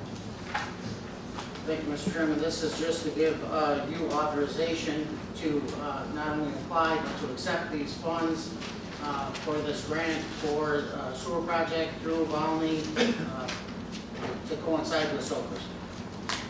Thank you. Any discussion? All those in favor? Aye. Opposed? Mr. Chairman, that's 22 in favor, 0 opposed, and 3 excused. Thank you. Legislator Martino. Thank you, Mr. Chairman. I make a motion to waive the rules for EC4, EP10, EP11, and EP12 only. Thank you. Do we have a second? Second. Any discussion? All those in favor? Aye. Opposed? Thank you. Resolution GC4 by Legislator Holtz. Mr. Chairman, I offer this resolution, urge its adoption. Will the clerk please read the heading? Resolution authorizing the execution and filing of a home rule request with the New York State Senate and the New York State Assembly regarding an amendment to the county law in relation to the office of Oswego County Coroner and in support of proposed changes to the county law. This goes back to 1920 for a while, and our incumbent district attorney wishes to focus on the statutory proceedings. Can't hear him. Office has increased. Legislator Holtz, can we speak up a little? District attorney wishes focus on the other duties, as he has increased discovery reforms and crime rates. Thank you. As I understand, we are the only county in the state that does not have a coroner. Correct? We're the only county in the state under this local law. Or under this local law. We're the only county in the state operating under the 1920 law that abolished coroner in this county and merged it with the DA's office. There are two other counties that have DA coroners, but it's under 1950s amendment to the county law. So this is a home rule request to support bills in the Senate and Assembly to amend the county law to. Thank you. Any discussion? All those in favor? Aye. Opposed? Mr. Chairman, that's 22 in favor, 0 opposed, and can't be excused. Thank you. Resolution EP 10 by legislator Sampson. Thank you, Mr. Chairman. I offer the following resolution and urge its adoption. Will the clerk please read the heading? Resolution authorizing the execution of a community development block grant agreement regarding micro-enterprise assistance with the Housing Trust Fund Corporation and a grant use agreement with Operation Oswego County. Yes, what this is it's a small business grant that the grant award totaled $300,000. I'm really excited about this. 70% of the approvals of this little small business grant will go to low and medium income businesses. It will support job creation and growth. And it's going to be administered by Operation Oswego County. Thank you. Any discussion? All those in favor? Legislator Gilson. Thank you, Mr. Chairman. We often hear of grant programs for large corporations and businesses, and it's great boost for our economic system here in Oswego County. The beauty of this is this targets small businesses, 5 or fewer employees. This will be able to fund roughly 8 different programs to help these smaller businesses that don't get that hand up sometimes and can't apply for the larger grants. A lot of this will be targeted to more rural areas. And lots of times these people are run out with the big block grants and stuff, with the big DRI. So I highly recommend we approve this. Operation Oswego County administrator for us, and they're quite excited about the opportunities. Thank you. Thank you. Legislator Shaw. Mr. Chairman, who decides how they receive these funds? Is it a lottery system? What is it? It's going to be an application process. And who are the deciding members? I think that it will be worked out. So it's not worked out yet. Who will decide who gets the money? I believe Also it said that- reviewed by Operations. Director Stahl, input? Yes, if I could. So this is a CDBG grant program. The rules of the program are going to be administered and reviewed by the federal program and the state HCR office. So that process will have to be approved by them, and then we'll be required, the county as the grantee, will be required to follow the program as the state and federal government require. Thank you. Any other discussion? All those in favor? Aye. Opposed? Mr. Chairman, that's 21 in favor, 0 opposed, and 4 excused. Legislator Walpole is sent by the chambers. Thank you. Resolution EP 11 by legislator Samuelson. Thank you, Mr. Chairman. I offer the following resolution and urge its adoption. Will the clerk please read the heading? Resolution relative to a home rule request concerning amendments to New York State Tax Law 1202 age occupancy tax. This is, I'm going to just break it down to simple terms. This is a home rule request to the Assembly and the Senate to make an amendment that will allow Oswego County to use tourism dollars related to capital improvements. Thank you. Any discussion? Legislator Novak. In reading over it, I noticed that the occupancy of hotels or motels to those people for at least 30 consecutive days. And I'm wondering about homeless people who are housed in hotels or hotels and their lodging is paid for by the county, are they also subject to that amount of tax? I don't know the answer to that question. No, they're not. I don't You don't pay tax to ourselves. Well, okay, good. Thank you. Any other discussion?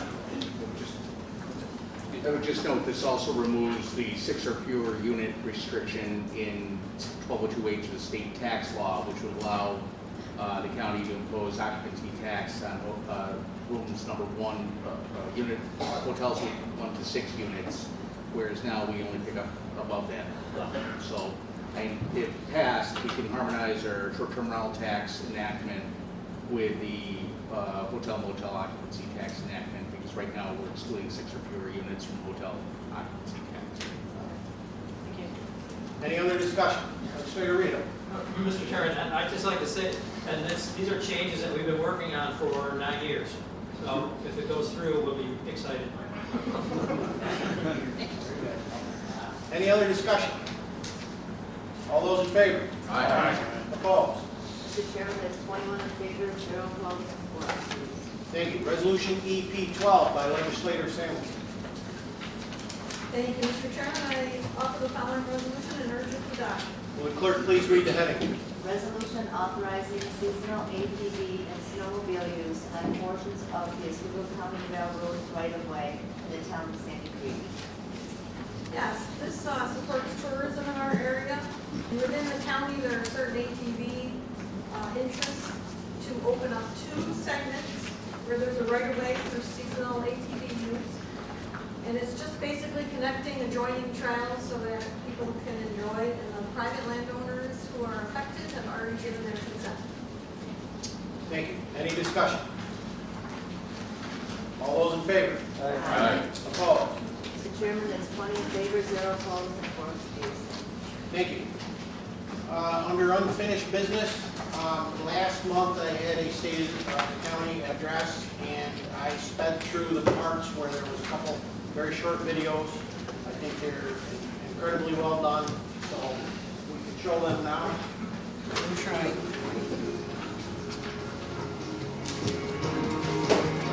Well, we've been open 41 years. We opened in 1984. Unit 2 was being built, and our parents said that it was amazing for our business. It helped us sustain our vision for the future. The opportunity to have another site come on will really be life-changing for not only our local business, for the whole community as well. When they bring in that kind of investment with high-paying jobs, they also help support other small businesses, other investments that are going on in our community, which helps us be stronger. We have the experienced workforce, and that adjacent to these facilities is a port that can handle the commerce that comes across in order to both unload, transload, and transport that material to site. So our partners at Constellation Energy have come in and worked with students in our P-TECH program to provide them with an overview of careers in the nuclear power industry. We would be a huge contributing factor to the success of a 4th nuclear plant here in Oswego County. Working for the plant here in Oswego, New York has given myself and my family a huge opportunity to support our children and have a better life for them as well as us. I'm kind of my dad and I just want to grow up like him. We saw when our family went through the first power plant being built and how it affected our parents and our lives. Having another plant brought in would be, I think, like priceless. And with something like this that will bring the investment that our community needs, will be so impactful across the board for everyone in our community to make our community even stronger.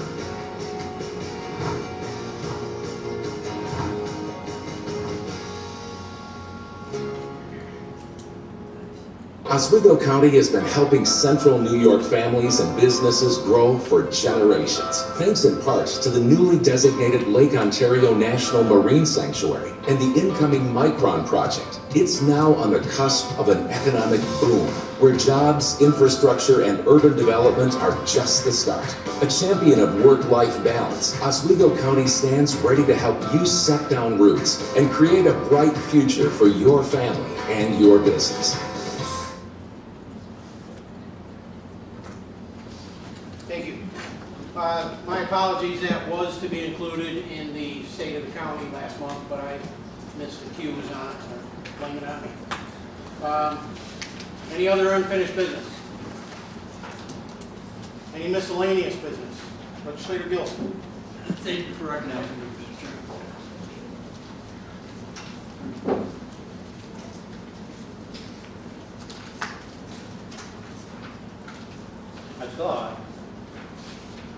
I was hoping that the new Democrats coming on board would be motivated to move. We can't hear you. They'd be motivated to move forward, put aside partisan politics, so we could work together for our residents. That's one way we could build trust that's needed to make informed decisions, good decisions, and joint decisions.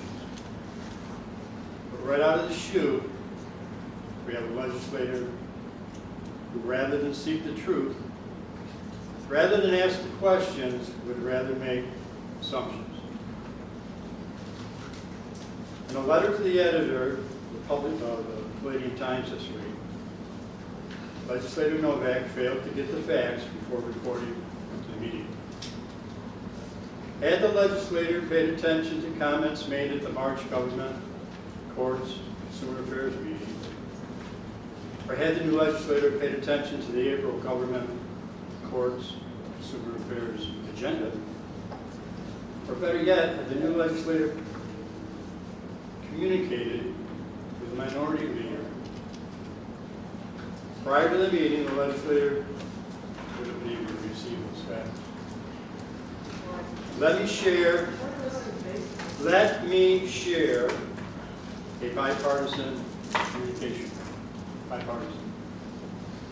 This is an email, minority leader, dated the week before the government meeting. A week before the government meeting.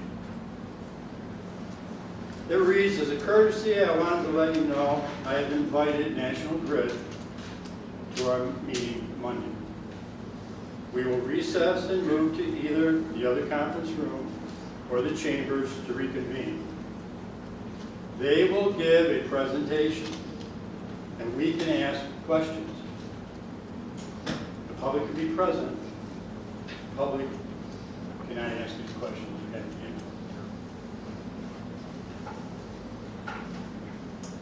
If this legislator truly believes it's the duty of all legislators to work together for the benefit of everyone in Oswego County,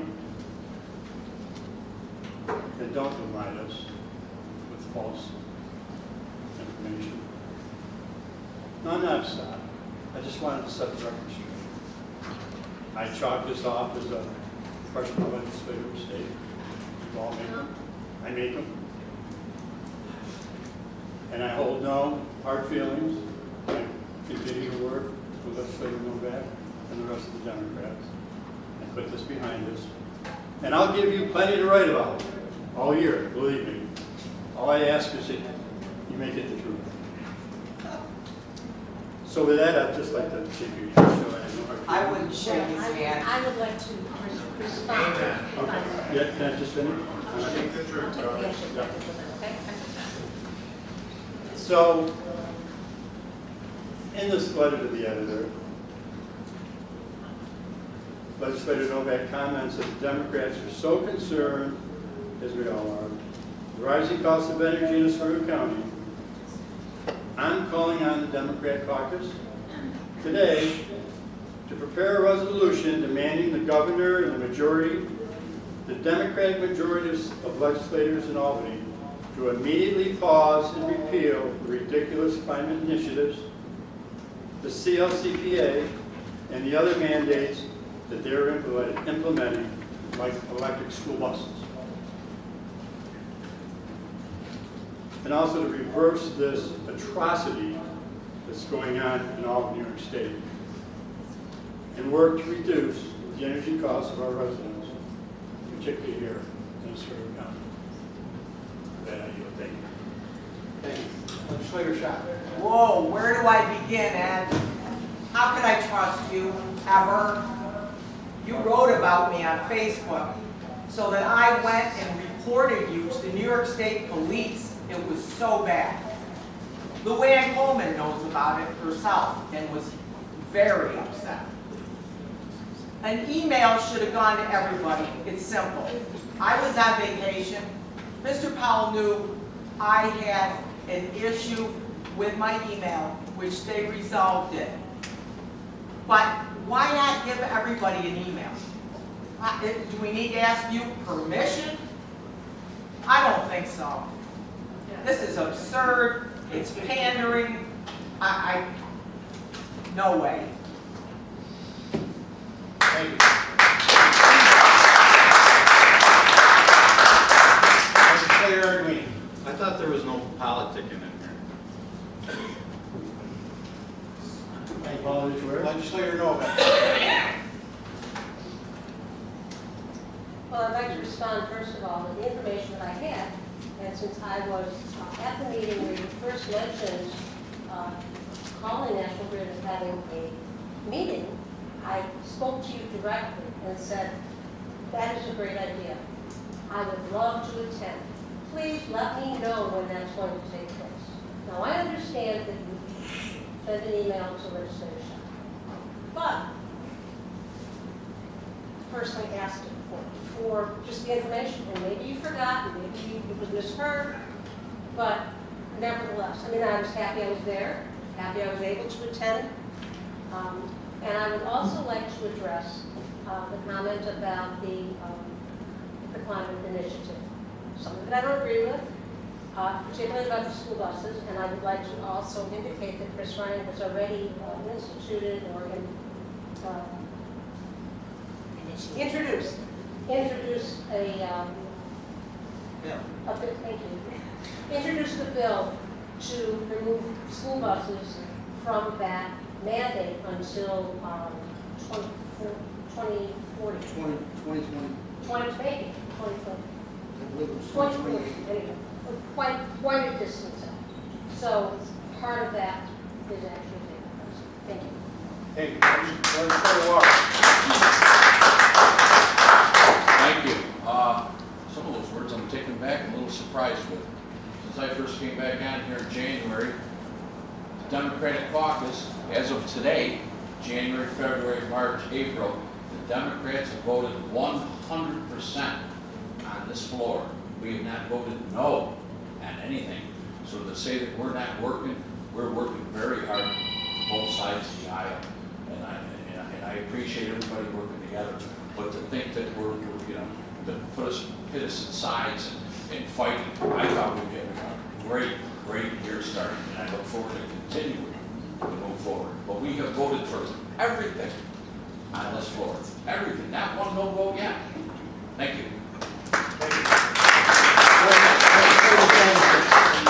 Yes, thank you. As long as we're clearing things up, I just feel like I have to speak because my name was kind of thrown under the bus, apparently.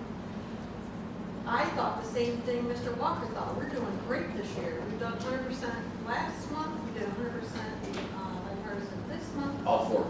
I commend Mr. Gilson, Legislator Gilson, for caring enough about our community to actually spearhead this whole meeting, organize it, fill out an agenda, moderate. He did a great job. We're really smooth if anybody got the opportunity to hear him or see it. I got the email that he's speaking of in advance notice. I don't know how advanced it was, but we got it. And so I said, oh my goodness, I need to prepare. I need to do my homework on this and come with some intelligent questions. So I did, and I made up my very own homework sheet that was just for me. And at my office, my copier was out of ink, so I only made 5 copies. So I didn't hand them out to everybody. It was my homework. So I am offended that I was thrown under the bus, like I was part of some conspiracy to sabotage you and the rest of the Democrats. That wasn't the case. It was my homework. I wasn't obligated to share it with anyone.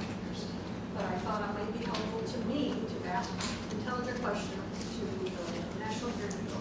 Thank you. Thank you. I hope we can all move, or all learn from this and move on. I did omit earlier, actually, Administrator Church Myself and some others attended the Marine Sanctuary presentation over here. If you could give us like a minute and a half, results of that. Sure. What the chairman is referring to is, there was an event last week, right? Where the National Oceanic and Atmospheric Administration and the Marine Sanctuary Office held an international film festival here in Chicago. It was attended by about 200 people from around the region. It turned out to be a very nice event. That was coupled with a meeting of the advisory council where it was announced that I think 7 organizations within our region received over $1 million in grants as a result of the designation of the sanctuary. They also announced that there are 16 permits going through the federal process right now to place buoys on shipwrecks, and that's important because that's like having the Adirondacks, the Rocky Mountain Trailhead.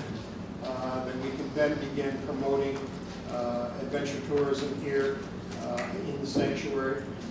They also announced that an organization called Force Blue, which is a nonprofit volunteer organization of former special operations divers from the U.S. military. They volunteer with NOAA to help with research projects within marine sanctuaries. And they will be here this summer helping NOAA with further research the vessels here, along with 2 more research vessels. And while they are doing that, a documentary is going to be made about their project, and that will be turned into a film that will be shown at events and film festivals around the world highlighting our area. So I think the chairman wanted me to report on this because this has been a project we've been working on for 12 years. Certain goals were set out, and within a year and a half of designation, the goals of being able to bring in more grant money, being able to use this lake for more promotion, better education systems for our kids, including one of those grants is a grant that will go to P-TECH to begin teaching kids underwater robotics and marine technology. A lot of the goals that were set about 12 years ago are starting to come true, so it's nice to see. And the other 2 items I had in my report was, in your mailboxes you'll find a batch of POM cards that have the county's hotlines on them.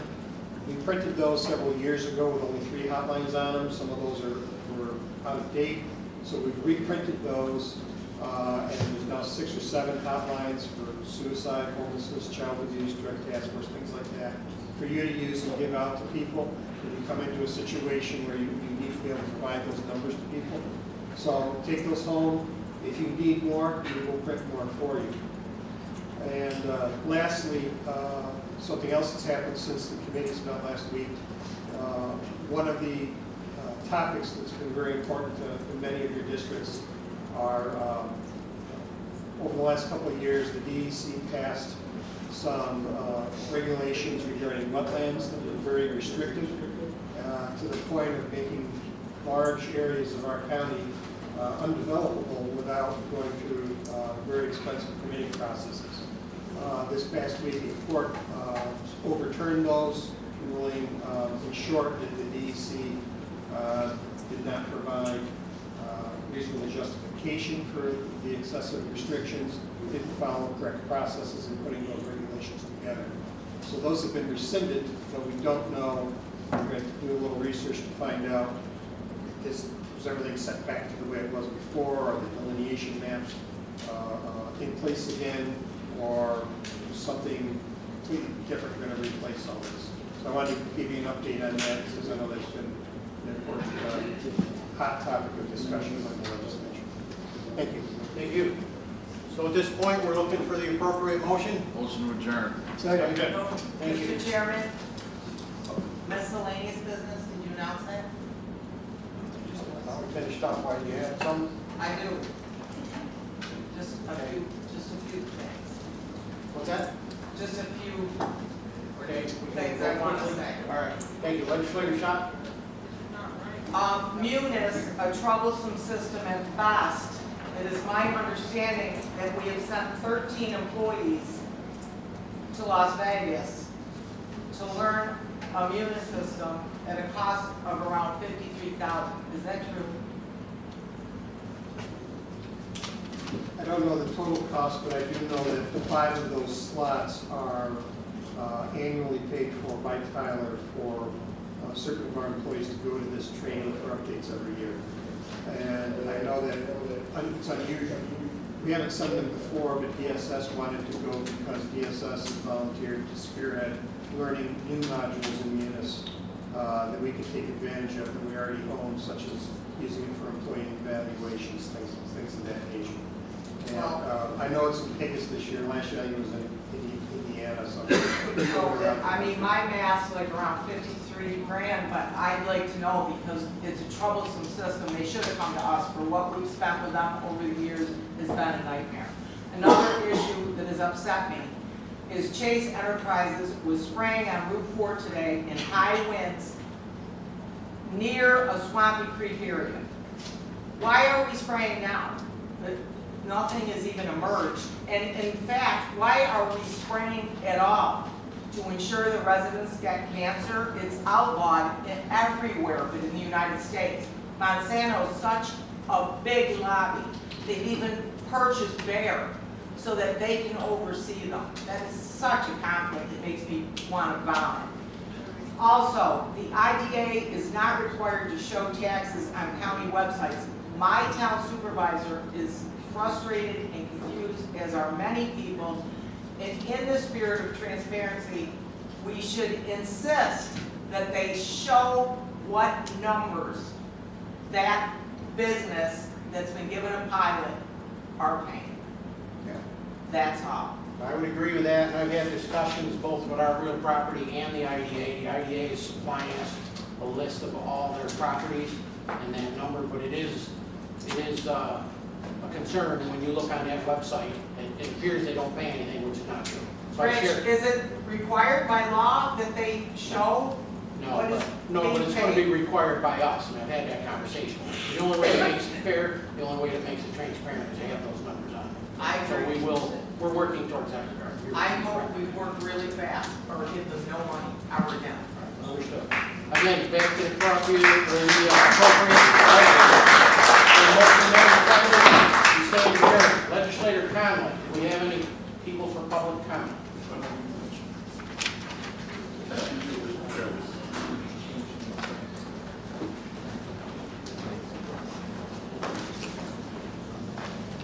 Thank you. At this time, this is our public comment period unrelated to the resolutions. What I would call Chance Kennedy for.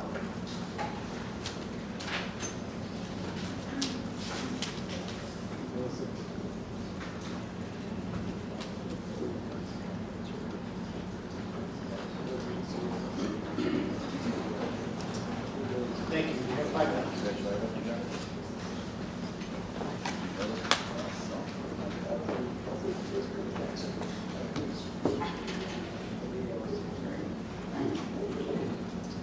Hi, my name is Chance Kennedy, and I'm a resident of District 16. The video from the Health and Human Services Committee last week made something pretty clear, that some of you have forgotten your job as a legislature is to represent all of the people in your district, not just the people who are like you. If you or your family members have never had to worry about having a stable home, I'm happy for you. Truly I am. I'm glad that you've never had to confront that kind of difficulty. But not everyone in our community is so lucky. While the problem of homelessness is primarily concentrated in the cities of Oswego and Fulton, rather than in the rural parts of our county, the fact is that we have too many families across the county that are just our one missed paycheck, one medical emergency, one expected car repair bill away from eviction. That's true even in the rural areas where people have dogs and guns. Just because you don't see them on the streets of Pennville doesn't mean they aren't there. They're couch surfing, crashing with friends or family members, trying desperately to keep their kids in school, to hold on to their low-wage jobs, and worrying every day how they're going to get back on their feet. This is no laughing matter. The number of unhoused people in Oswego County has more than doubled in this decade. That's a crisis for all in our community, especially when we consider that those numbers are likely to grow even higher as rising energy prices, cuts to SNAP, Medicaid, and HEAP, and rising unemployment pull the rug out from under more working families. When people need help, they turn to those who have taken an oath to serve them and to look out for their interests. That's you.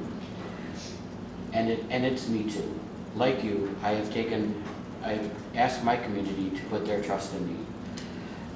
I know that government can be a force for good in constituents' lives. That's why I ran for city council last year, and it's why one of the first things I did when I took office this January was to reconvene the Human Services Committee for the Oswego City Council, a body that had not met in almost 17 years.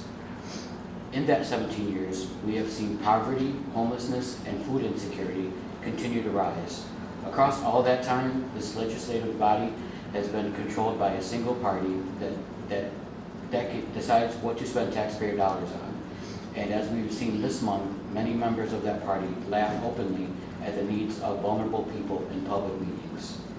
The thing is, I know that when we work together, we can do good things. Earlier this week, the City Planning Board authorized Haven of Hope to move forward with plans for a sustainable shelter for unhoused people in the city of Oswego. They worked together to fast-track a solution to problems in the community. It's going to take time and hard work to see it through, and it's not the whole answer, but it's a step in the right direction.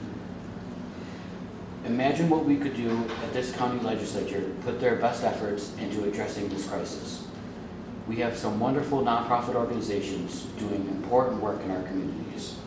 Please consider how the county can support and further these efforts, and how you can shore up the social safety net that helps to prevent homelessness by ensuring that DSS has the staffing that it needs to process people's applications.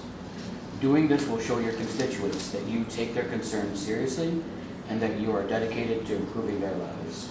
Now is the time to act. This is the group of people that can do something about it. Thank you.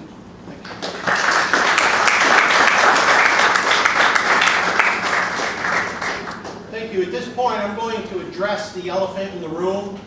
During that meeting that is being referenced, a legislator spoke his mind. I have no control over what any legislator says. Sometimes I wish I did.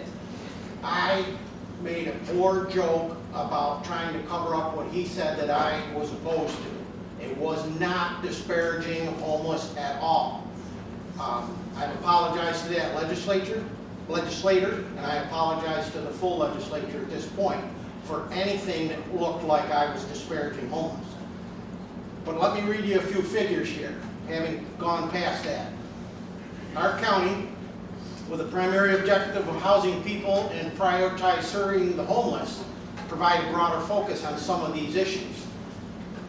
The OMH supported housing program through Oswego County Opportunities, $931,527. Client emergency flex funds through Catholic Charities, $18,900. Post-crisis engagement navigators, $245,262. Transition support services, Oswego Hospital, $118,956. Licensed assertive community treatment team, $210,168. Women's long-term recovery residence, $50,000. Dwyer Veteran Peer-to-Peer Program, $135,000. Safe Option Support Program is a street outreach to engage individuals experiencing homelessness, particularly those with behavioral health conditions. We're in partnership with that. That's a direct office through the state contract. Runaway and homeless youth, $84,000. Runaway and homeless youth path, $37,200. Along with our Office of our Aging, we take all these things very seriously. Our rental supplement program from DSS, $432,808. Shelter arrears eviction forestallment program, $183,719. Code Blue emergency winter housing, $127,000. Family-centered case management services, $330,769. Total of all this public assistance, and not all of it, this does not include the public assistance itself, $2,905,309. So the legislature takes this, and I myself takes this very seriously. I made a poor joke referencing a comment from another legislator that I did not agree with. I own that, I did it. You probably Facebooked me all up. I would advise you to watch and read the whole thing. So apologies for that. Having said that, Jim Cannon, please come forward. That's the truth. Amen. Thank you. You have 5 minutes. Thank you, Mr. Chairman, members of the legislature, ladies and gentlemen.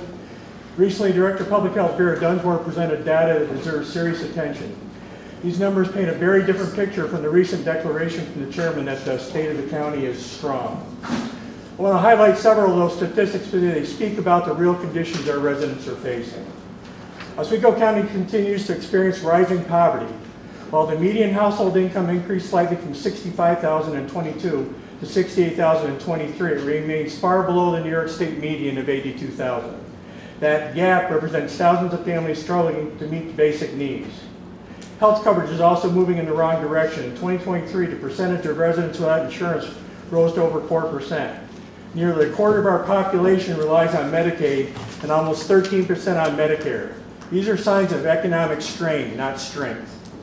Education indicators are equally troubling. Our most recent recorded high school dropout rate was over 8%, the highest in the entire central New York region.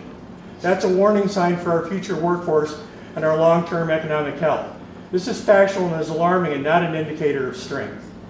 Homelessness has surged to 101% from 2020 to 2024. In 2024, 1,125 people in Oswego County were unhoused, roughly 1 out of every 100 residents. You think those numbers have not increased since then?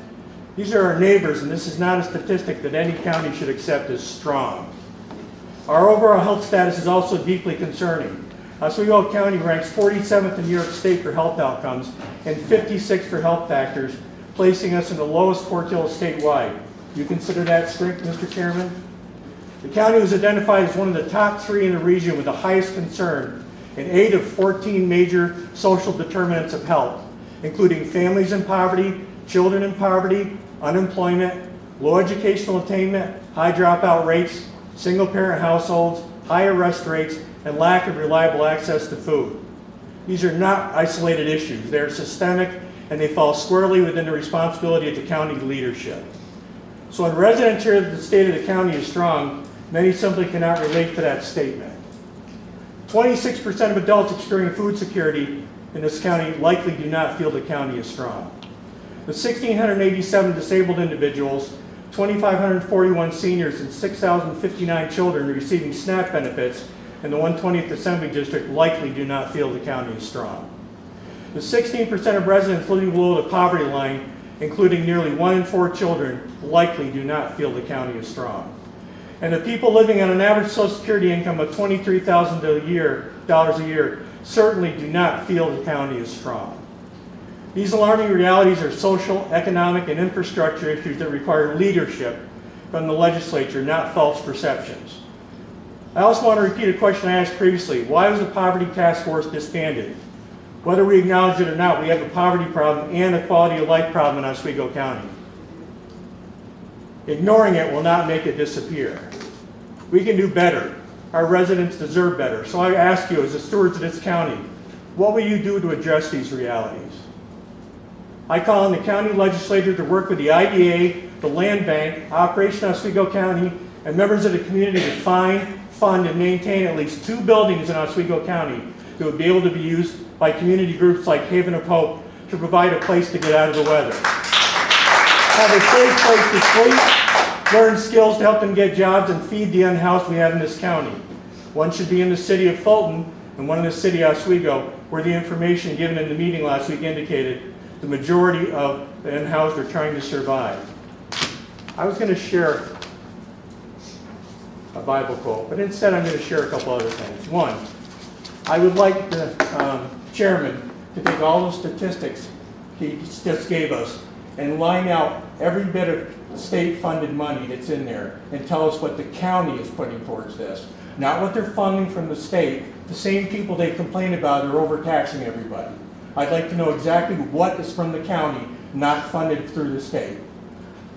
And to Mr. Gilson, the person who sits there and wants to explain to us what it's like to have nonpartisan, started out his conversation, because I was at the meeting, by saying the Republican caucus is concerned by the cost of utilities. Next time you want to say something that's probably on record, you might want to have somebody else get pontifical about it. Thank you.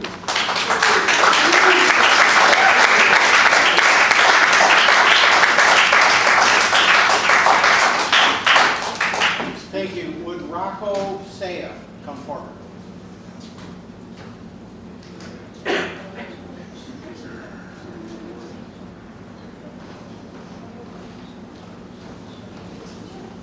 Thank you. You have 5 minutes.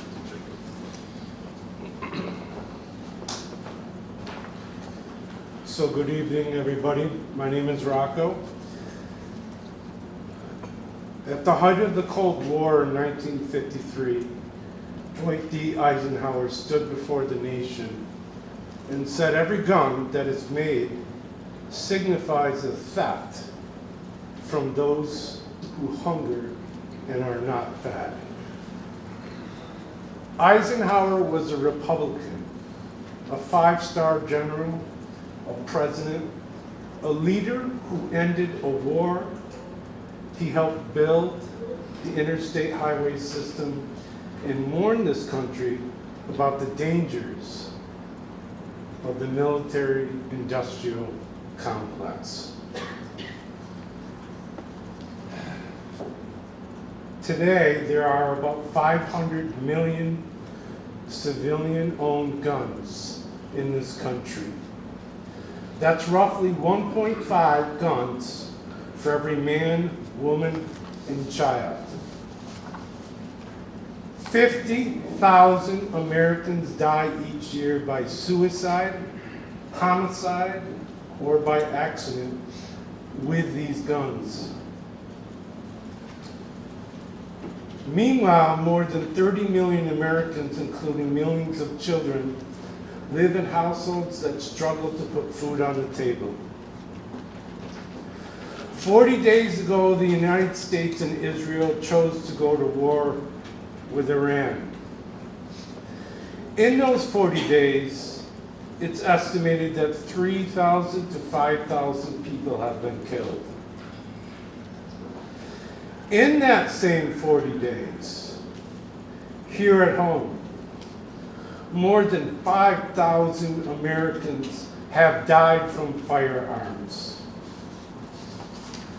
Think about that. You know, when I was standing back there, I counted how many people are in this room. About 65. So the math works out that double the amount of people in this room right now die every day here in America. We recognize war as tragedy. But why have we learned to live with this same scale of loss at home every single day? I can't answer that fully, but what I can say is this. Over time, we've allowed this to become normal.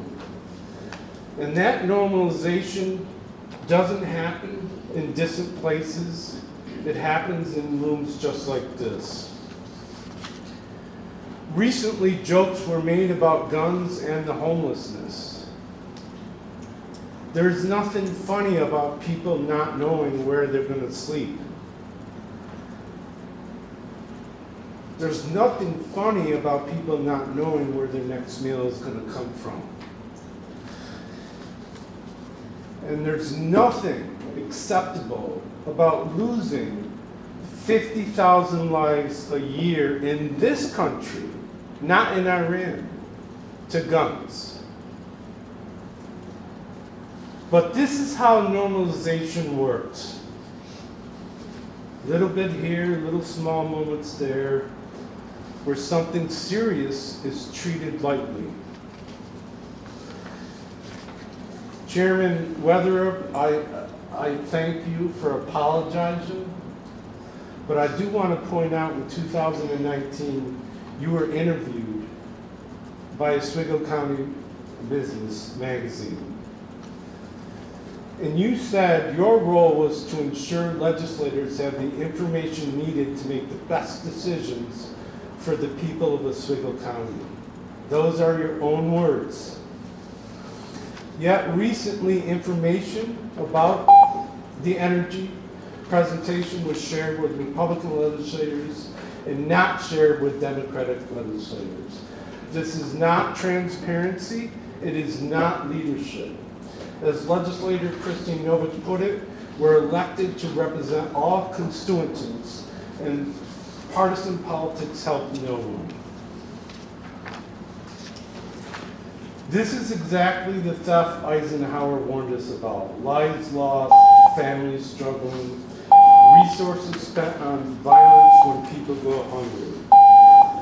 So one question, one last sentence. So I'll ask plainly, what can our leaders do differently starting now? Thank you. Thank you.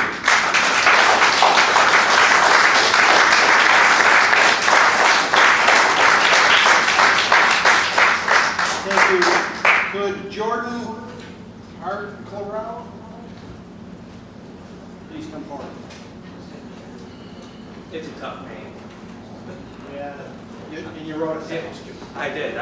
It made youth football pretty tough. All right, thank you. You have 5 minutes. Thank you. So my name is Jordan Harper-Road, and I'm a resident of District 15.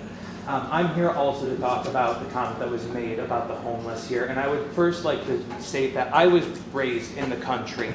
I was raised in Livingston County, and I went to a school that had less than 1,000 kids, K through 12. In my high school, over 50% of children received free or reduced lunches, and that statistic is also found here in Oswego County, where poverty is systemic. It is not relegated to the cities. It is also in the country. It just looks different. It can be living in sheds, living in your car, and house hopping. Quite frankly, I wanted to share some statistics from Oswego County Opportunities that showed that 77% of families in Oswego County are eligible for federal nutritional assistance. That figure is going to get worse in the face of Medicaid and SNAP work requirements and funding cuts from the federal government. I want to point out that the One Big Beautiful Bill was passed prior to this body passing their budget for this year, in which they cut over $1 million from DSS.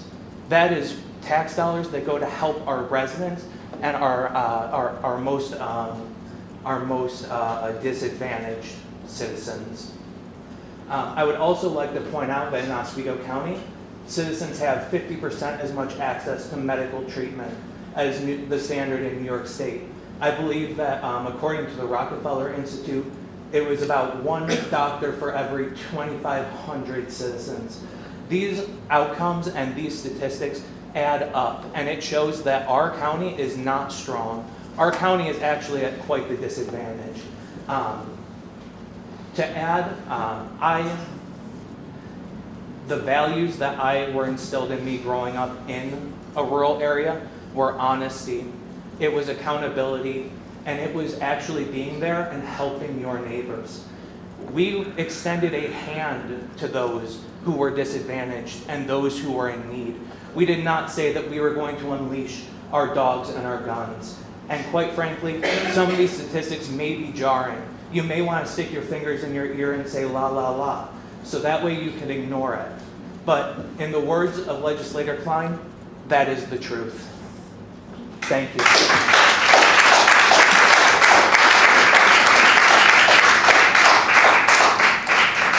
Thank you. Would Randy Wilkinson please come forward?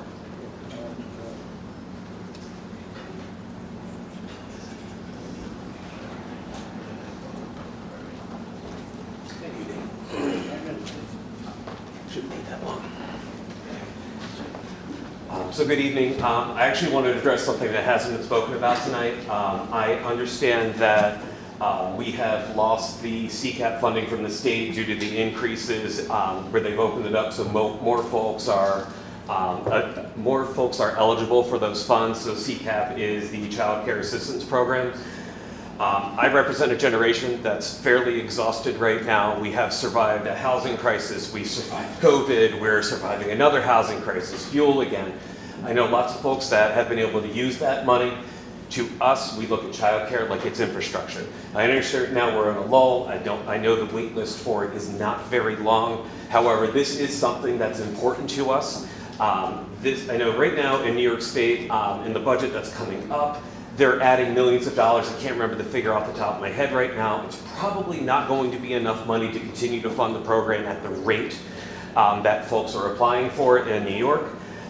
So I would just ask that we consider, I know we move money around, we shift money around for lots of other priorities. This is a cause that I believe in strongly. My wife and I had to choose a schedule where one of us worked during the day, one of us worked at night because childcare was unaffordable for us. We made it work, but let me tell you what, it was an exhausting experience where I never got to see my wife and we never really got to fully enjoy our kids because we never really got to be together. So in this upcoming year, when this funding comes through, and it's probably ultimately not going to be enough, it would be greatly appreciated if you guys could go out and fund those programs. If we could, if we have to create our own child care program, if we have to use our own funding to extend that to more folks, that would be an awesome thing that you guys could do. We good? Okay, you look at me if you had a question. Okay, sorry. I know that other counties, including Tompkins, Erie, Monroe, and Onondaga in certain years will go out and they'll extend their own funds, and I do believe that the county here did extend it for a period of time, but I know that it's been lapsed for about 2 months now. Again, if you have an opportunity to vote to move money around for that, that would be something that would be great to do. Let's see. So I spent the last month or so going door to door for no specific reason, and Sir, no campaigning in this room. not campaigning. I've talked to a lot of folks recently, and folks are stressed out right now. There's, I know you're talking about doing a tax cap for fuel over $4. I would just like to, make sure that we all understand that that's not something that we caused. That's not something that locally we caused, and I know that everybody here does everything they can to not draw parallels from what is happening at the federal level to what's happening here in Oswego County, and that's nonsense. We should acknowledge the truth that decisions being made at the federal level are greatly hurting us right now. I know it's bad for the brand, but I gotta tell you, I'm exhausted at the politicking that you refer to. I'm exhausted at folks gaslighting me and telling me that this isn't the way that it is.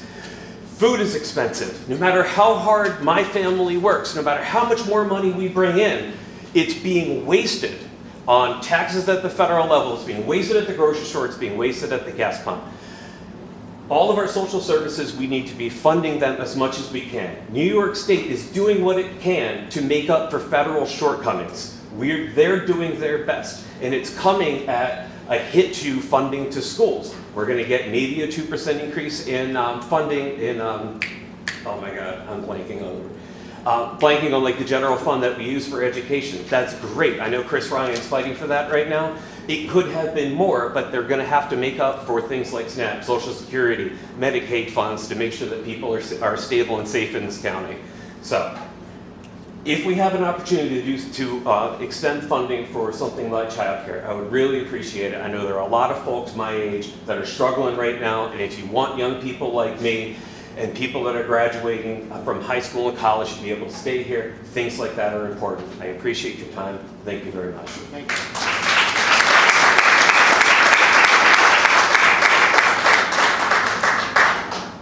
Thank you. Would Margaret Meldrum please come forward?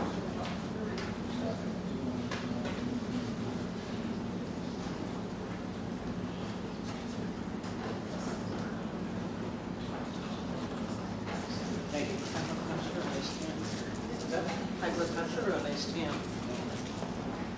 Thank you. 5 minutes, please.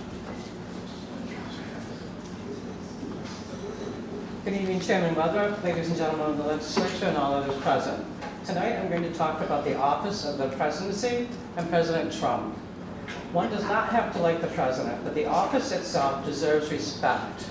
I don't necessarily like Donald Trump, but that is not a requirement to respect the office that he holds.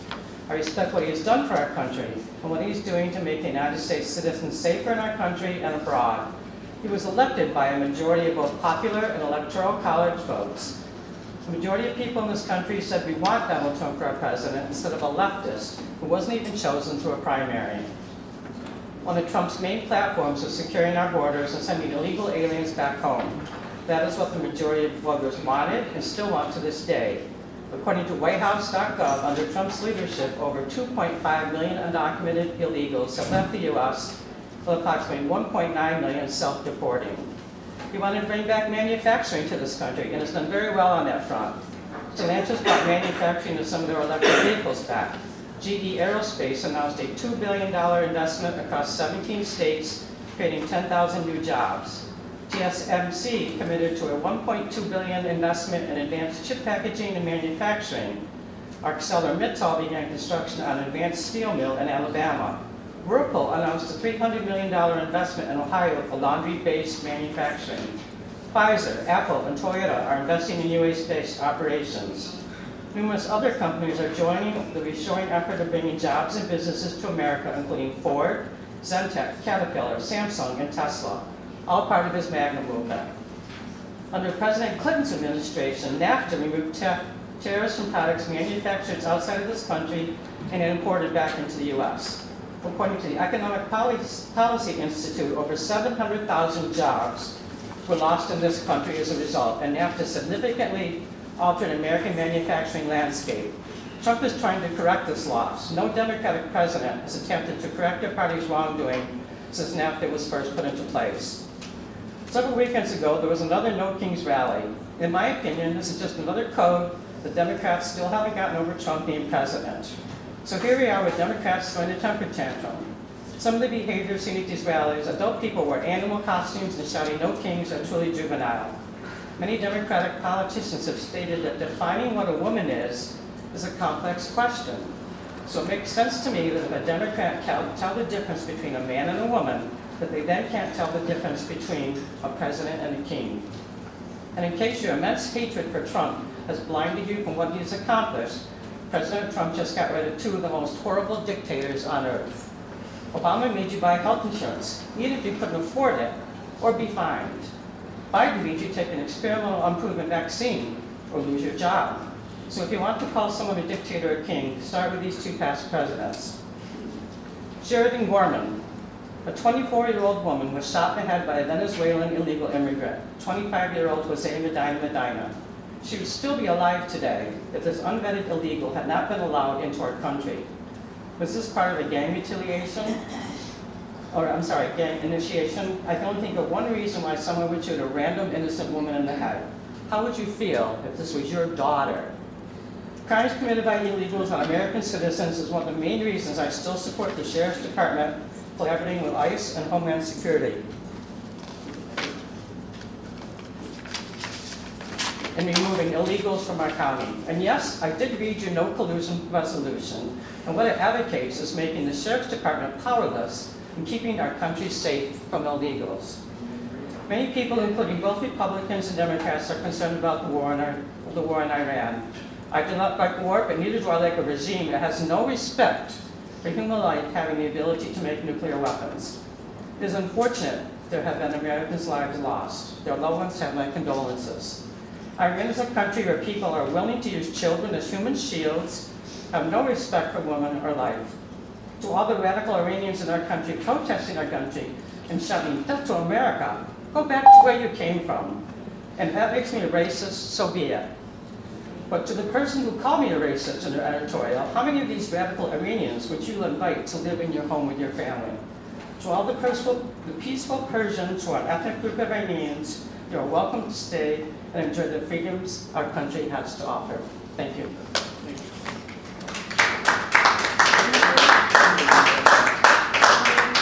Thank you. At this time, could we have Sharice Wills come forward?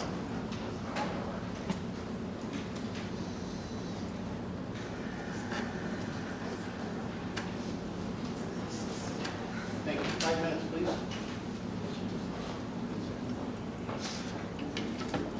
Hello. I had some things written, and after hearing what I've heard, I'm kind of at a loss. I'm sorry. First, I just want you all to know that I think a lot of you are doing some really great things, and I want you to know that we see it. From the passing of the law to keep bear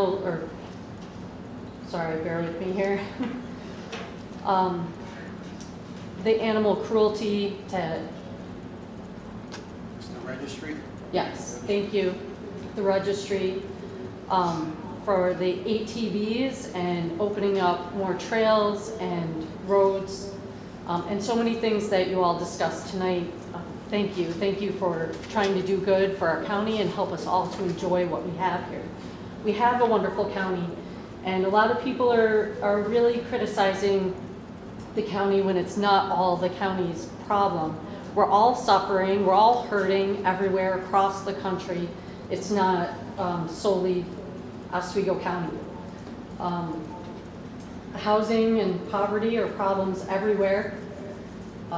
It's not something that's just here. One thing that did bother me was brought up tonight was the judgment in the community, the judgment from our community. You guys sit there and you judge others for comments that aren't even incorrect or mean. You defend criminals all day long, but won't give grace to others. Just after we celebrate the resurrection of our Lord and Savior Jesus Christ, the day that Christ was risen, after giving his life for each of ours, you sit there and judge. And over what, really? Our homeless, the fact of our homeless is that a large percentage of them have severe mental health issues, drug addiction, and many of them are criminals, sex offenders, and animal offenders as well. Our country has been saturated over the past few years by illegals, and many people are concerned about their safety, and rightfully so. We listen to many speaking death to America, hateful things to law enforcement, Christians, men, whomever believes differently and traditionally, and you defend them, but not those who want to defend themselves. We all know that guns are not the problem in this country. It's the mental health, it's the lack of support, and the lack of wisdom of what's really going on. When it comes to homeless, SNAP benefits, public assistance, and those types of things, I encourage our legislators to speak with people at DSS, people that have worked with the homeless, that see and know what's going on every day. There are many of us, and we're willing to speak with you anytime. There's a lot more than just numbers to the situation and the problem. There are a lot of people that come here from other counties and other states because they think things are easier here. It's more than the numbers that you heard tonight. There's a lot to it, and I strongly encourage you to speak with people at DSS. Most of them, or if not all, are willing anytime. Thank you for your time.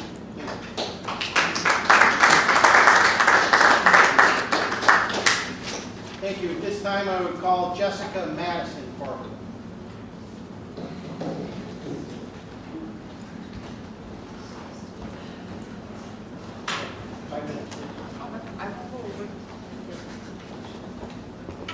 Good afternoon. I first wanted to start off by saying I have been coming to these meetings for 3 years, and I'm a little disappointed in the cackles I hear from the people in the background that want the same equality. The first topic I have to talk about is Department of Social Services. We are 4 months in without our contract right now, so I just really want to bring some light to that. I did advise my coworkers I would keep bringing light to it. It was supposed to be the beginning of this year. We have not got a raise. I myself am a housing worker at Oswego County Department of Social Services. I deal with the homeless unit every day. My alpha is TR through Z, through the whole Oswego County. A lot of people. And let me just put some numbers out there for you.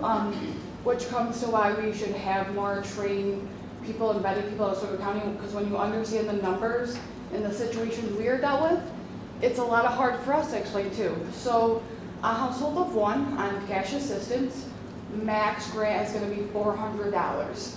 So you can understand if I place them in placement, temporary housing, they're gonna question me when they see their notice that I'm paying them a hotel $315 to $630 a week, so maxing at $240 a month. So it is very hard to rationalize with those numbers, and I'm like, I understand, I get it. At the same token, we also have what's called an earned income disregard. So say if someone is on cash assistance and you start working, and you are under the 200% program, you are still going to receive your cash benefit untouched. No implement to your cash, but your SNAP will. So say if you're in temporary housing, no cash benefit. I know your heads are like wrapping around. This is what I deal with on a regular basis. This is a lot of numbers. But then someone comes on Social Security. That's their only income. $1,200 a month. That's all they got. I'm going to make them spend $27 a day at a hotel. They don't get no earned income disregard. They don't get nothing like that. They really have to try to hold their money and find secure housings. Those are policies not coming from the legislators, they are coming from the state. The state are implementing these policies. They have no idea the impact that it's facing. So I give your legislators a little bit of grace because they do not understand those policies. Someone who works with it every day, it frustrates me. I would love to sit down with numbers. The numbers are there. They just have to be switched around a little bit. Yeah, I just really want to draw some light. I do appreciate all of you. I really hope you guys come and really hope our contract gets extended. Also, SNAP funding did not get cut. We implemented employment and training requirements. So if you are an able-bodied dependent without any children, yes, you're going to be required to go to work. That's point blank period at this point. It doesn't affect families with children that are under an age or working. But yes, if you don't have kids, you're going to have to work. Nothing was cut. We're just implementing new policies now. So the programs are still there. There are a lot of resources there. We're very helpful, and I feel like we get a very bad rap.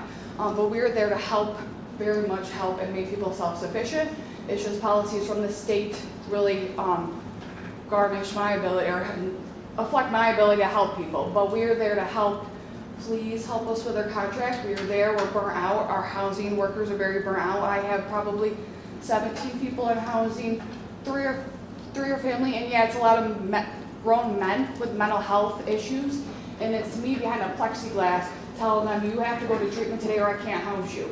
It's me, and that is a lot of weight. There's a lot of work, a lot of mental health. We just need to bring a little bit more help to our staff. And I just appreciate all of you guys, and I understand that the state is a little hard with their policies. So appreciate your time, and I hope you guys all have a good day. Thank you.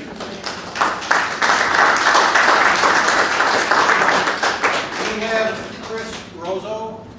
Please come forward.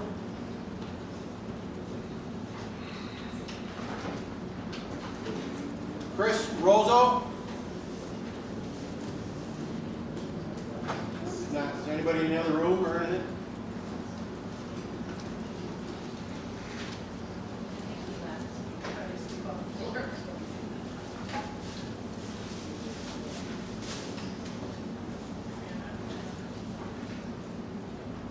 Chris Rozo? No Chris Rozo? All right. Thank you. She must have had to leave. Again, thank you all for coming. Your input is actually very critical and important to us. So we'll see you here next meeting, May 14th at 2 p.m. Thank you.